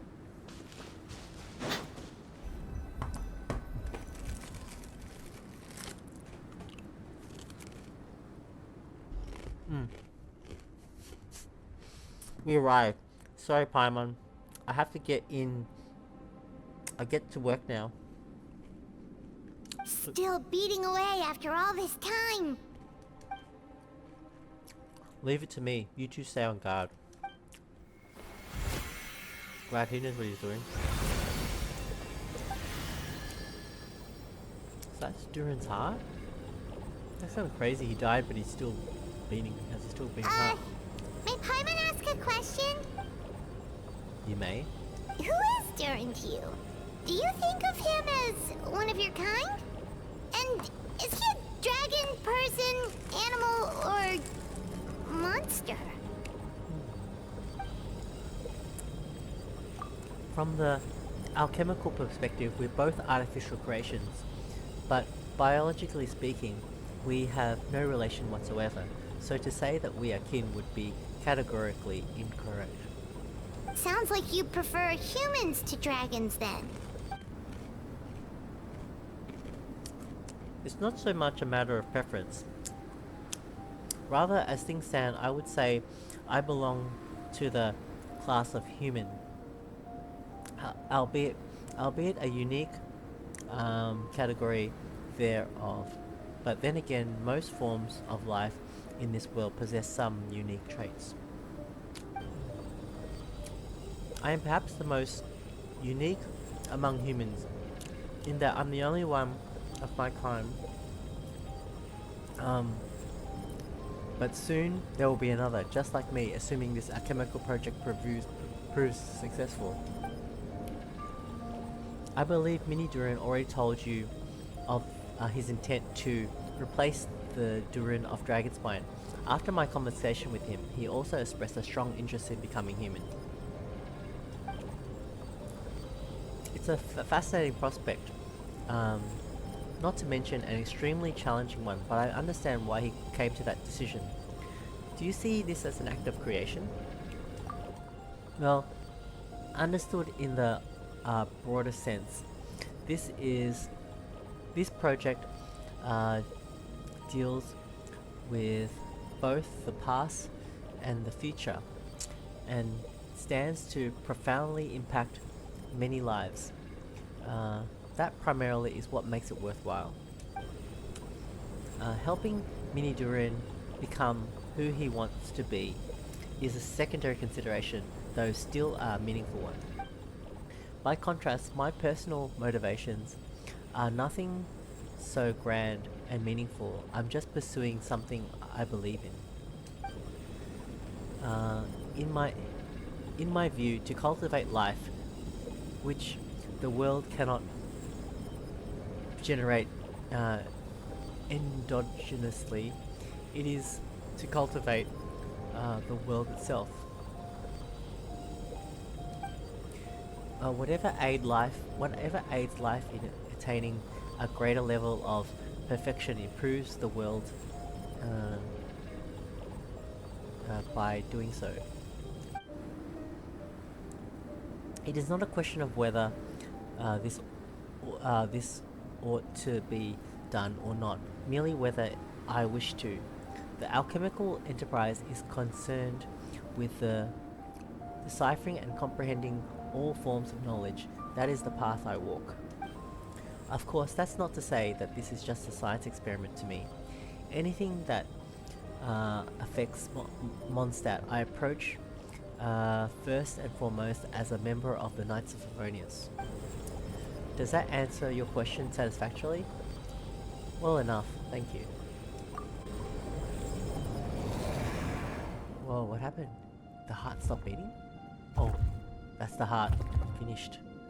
Damn. Took out the fatality. Looks like a golden energy has encased the dragon's heart! The whole heart would be too big. I don't need that much. Instead, I just removed the core. The rest should soon lose its vitality completely. This time Durin's body should finally die for good. Wait, but in that case, what's gonna happen to the fake Hertha? And what about the people who fell under Durin's influence? The knights will keep an eye on them, but as far as I'm concerned, eliminating Durin's influence on the citizenry and creating a new Durin through alchemy are one and the same thing. Armed with this heart, I'll be able to complete the alchemical array and deal with all these issues in one go.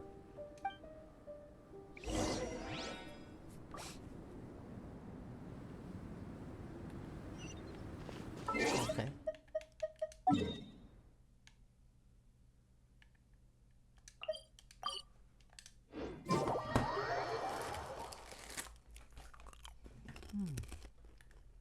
Sun's out, guns out. Just sucks that I got so much work to do.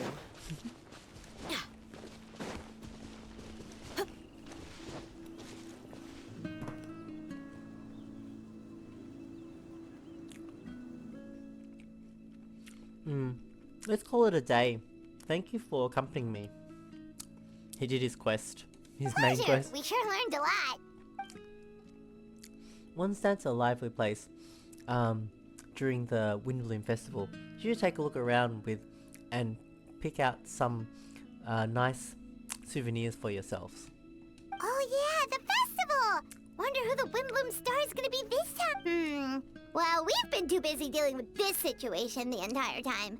Who else would be free to work during the Windbloom Festival? I'm sure we'll find out on the day off.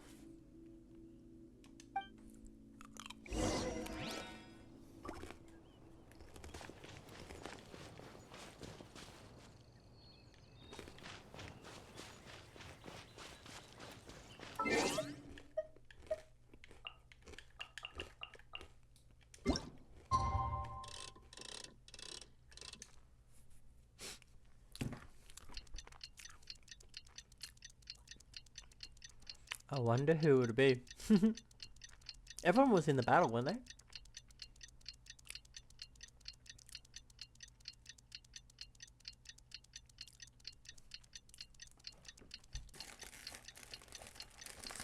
It's good I can snack while while the time passes. Mm.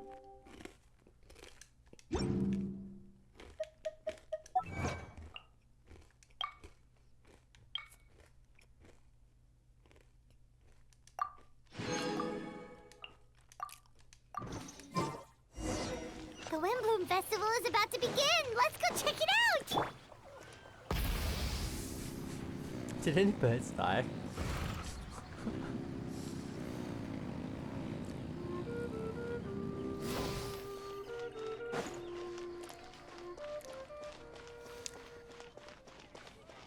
Full throttle! I wonder if she's allowed to ride like this. She's an Archon. She can break the rules.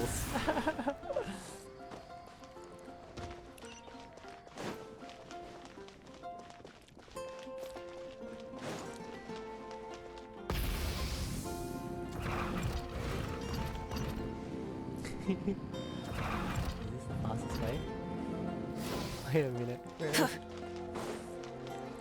I think we would have saved a little bit of time. I think we have saved a little bit of time. I don't know. Maybe not.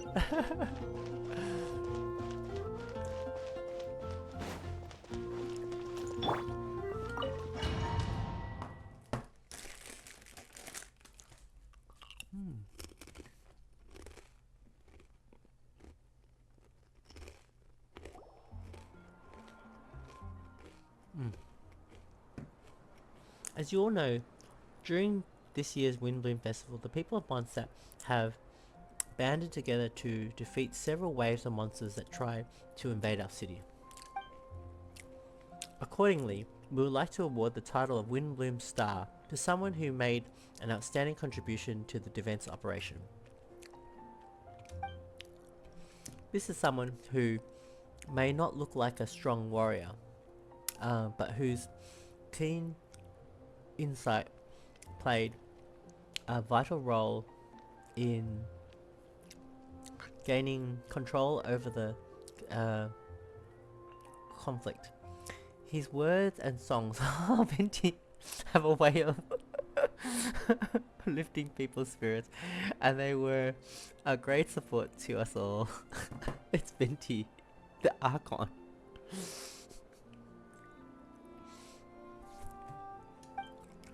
Let us give a round of applause to this year's Windbloom Star, Venti the Bard, the drunk bard, tone deaf bard. Amazing! The shot from the statue, it's literally Venti. That's funny as hell. Huh? No way. You're really gonna pick me? Why not? You're the perfect person for the job.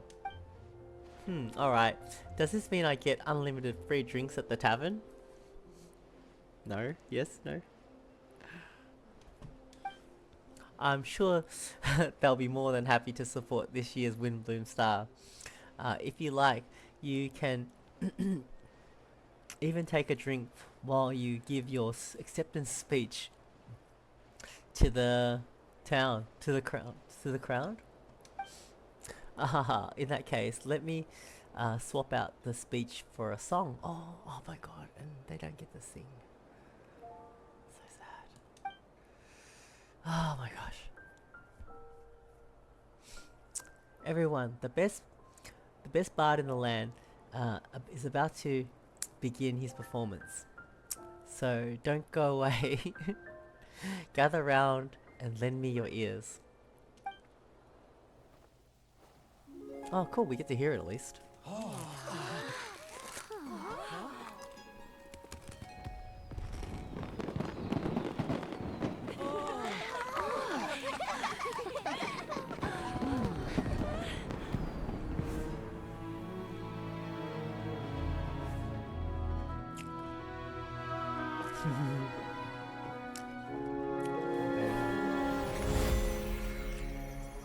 I hereby...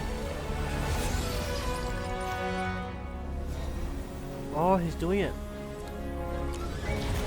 Wow, this is cool as hell. Oh, it's like reminds me of Full Metal Alchemist. How he's doing that. Edward Eric.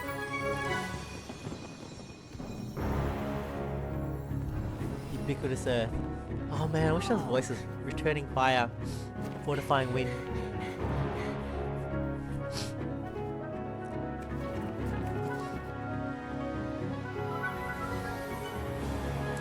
Traverse.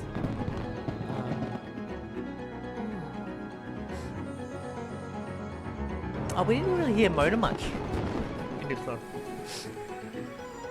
Emergent Soul. He's gonna be a human. Elevate festering flesh with sacred blood and... Snap. It's so cool. Oh my god. What an epic moment. What are you gonna look like? That reminds me of in the Casper movie from ages ago where he turned into a human. It just reminds me of that.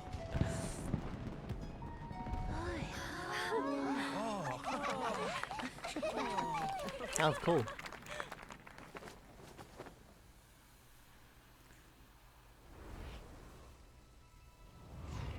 What? Is that him? Oh my god, he's got wings. He looks cool actually. What the heck? Damn. Do you have horns as well? That was cool. Oh, is that where it ends?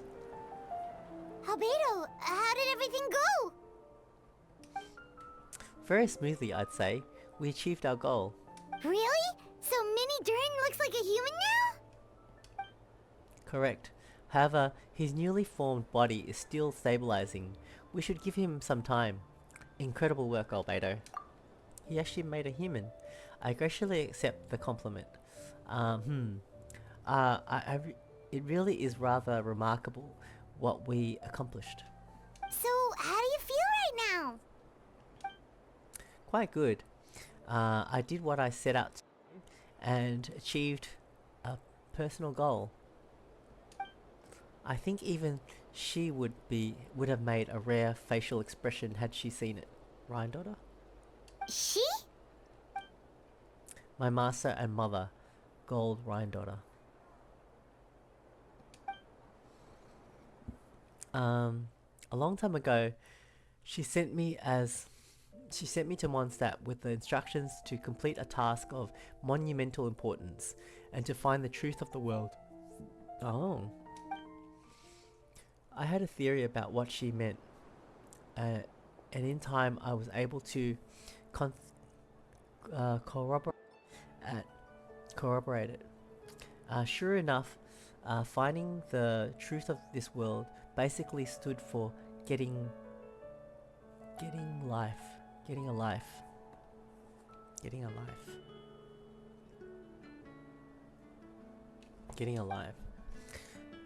That might be easy for most people, but for someone like me, it meant doing a lot of learning about a lot of things. Wow.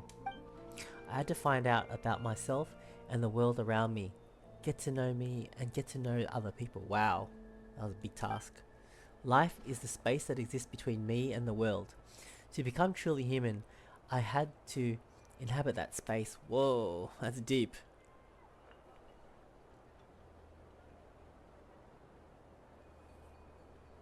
Wow. So, so for an artificial human, finding a life is, in some sense, equivalent to finding the truth of the world. Interesting. Very interesting. Yeah, I can kind of get So that. that's what she meant, huh? Well, no wonder those monsters wanted to infiltrate the city and replace you. They wanted your life for themselves. Being alive is just existing, but having a life is what makes you truly human.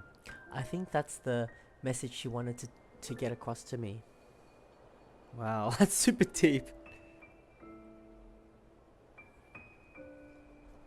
Wow.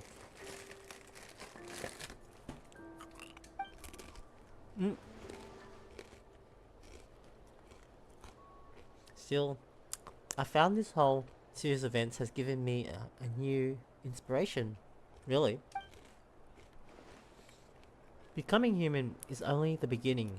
What follows is the choices a human has to make in life, as well as the kinds of family bonds they will form.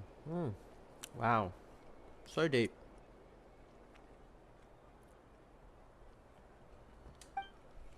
Most people would probably see the events of the last few days as something out of a nightmare. But to me, it's just part of my family life. Wow, what a way to look at it.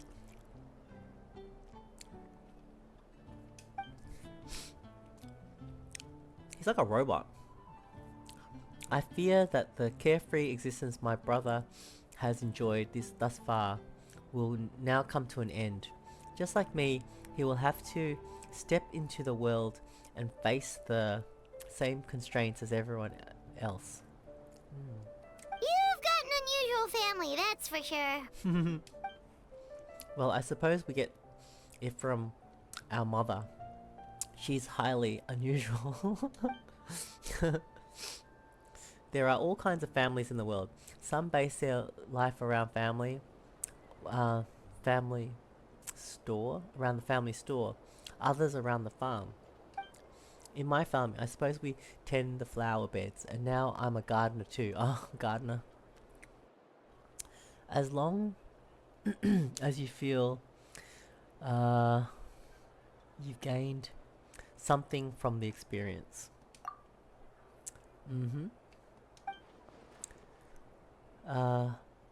Martha never showed her face, but if the Hexen Circle knows what I've done, that means she knows as well and gave me her approval.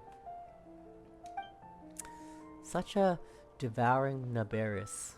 It would seem she has finally found a modicum of peace. Since devouring Naberius, it would sound okay.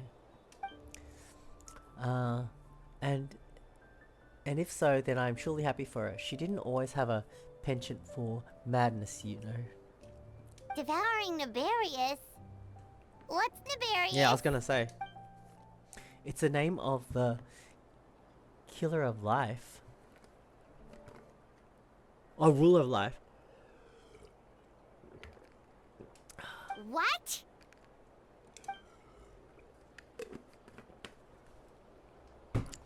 Aunt Alice told me about it not too long ago, but it comes as no surprise. I knew Master would do it sooner or later. As for the ruler of life, all I truly know is that Naberius is not gone. Instead, because of Master's actions, she and Naberius are now one. Whoa. She's and the ruler of life are one? In any case, thank you so much for your help during this ordeal and for choosing to stand by my side through it all. Of course, that's what friends are for. Paimon took the words right out of my mouth. Hearing you say that means more than I can say. I'll make sure to pass along the sentiment when I report back to Master Jean. Oh, so you're heading back to headquarters? Well, good luck with the report! I feel like it's winding up now. Thank you, I'll get going.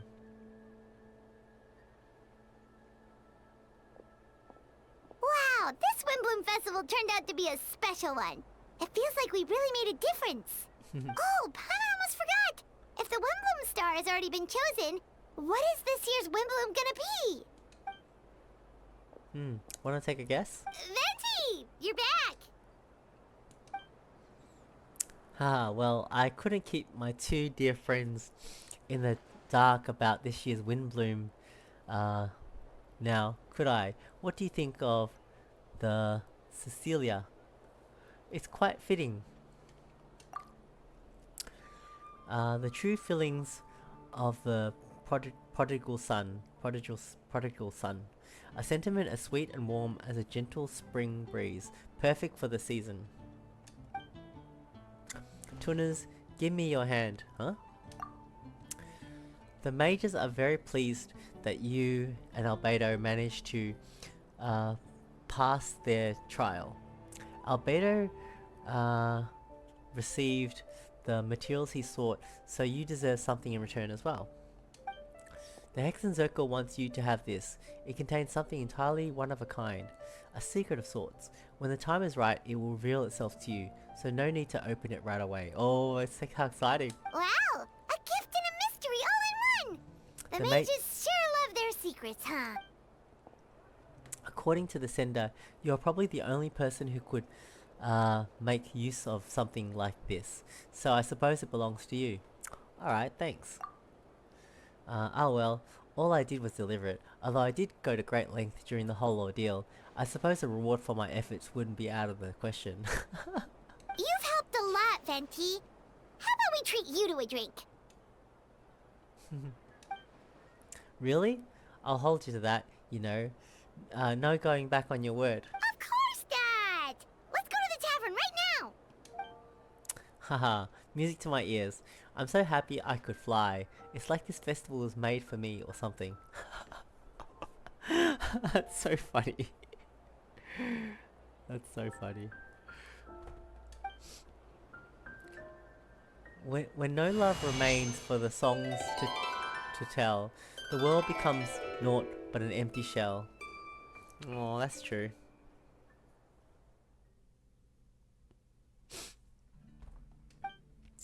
Cruel is said fate. Cruel it may be, were it not for the hero who could set us all free. Through shadows so cold, he sought wisdom untold, chasing a fragrance the wind only knows. Thus wistful waned and faded into night. He stepped from the darkness and into the light. Oh, we finished Paralogism. Cool. Nice. I think actually I want to do the event since I have some time, and I don't want it to vanish before it ends. That's cool. We learned a lot of things. Durin is now a human. Vinny Durin is now a human. The Durin in Dragon's Spine is dead. Albedo finished his story, did his task. He's learning about becoming a human. Wow, that was cool. That was really cool. And now we have this gift that will reveal itself in time. Interesting. Hey, I saw some people do like Venti holding the moon. How cool is like this? Stand here. Wait. Like that. So cool. Anyways, I hope you guys enjoyed watching. I'll catch you later.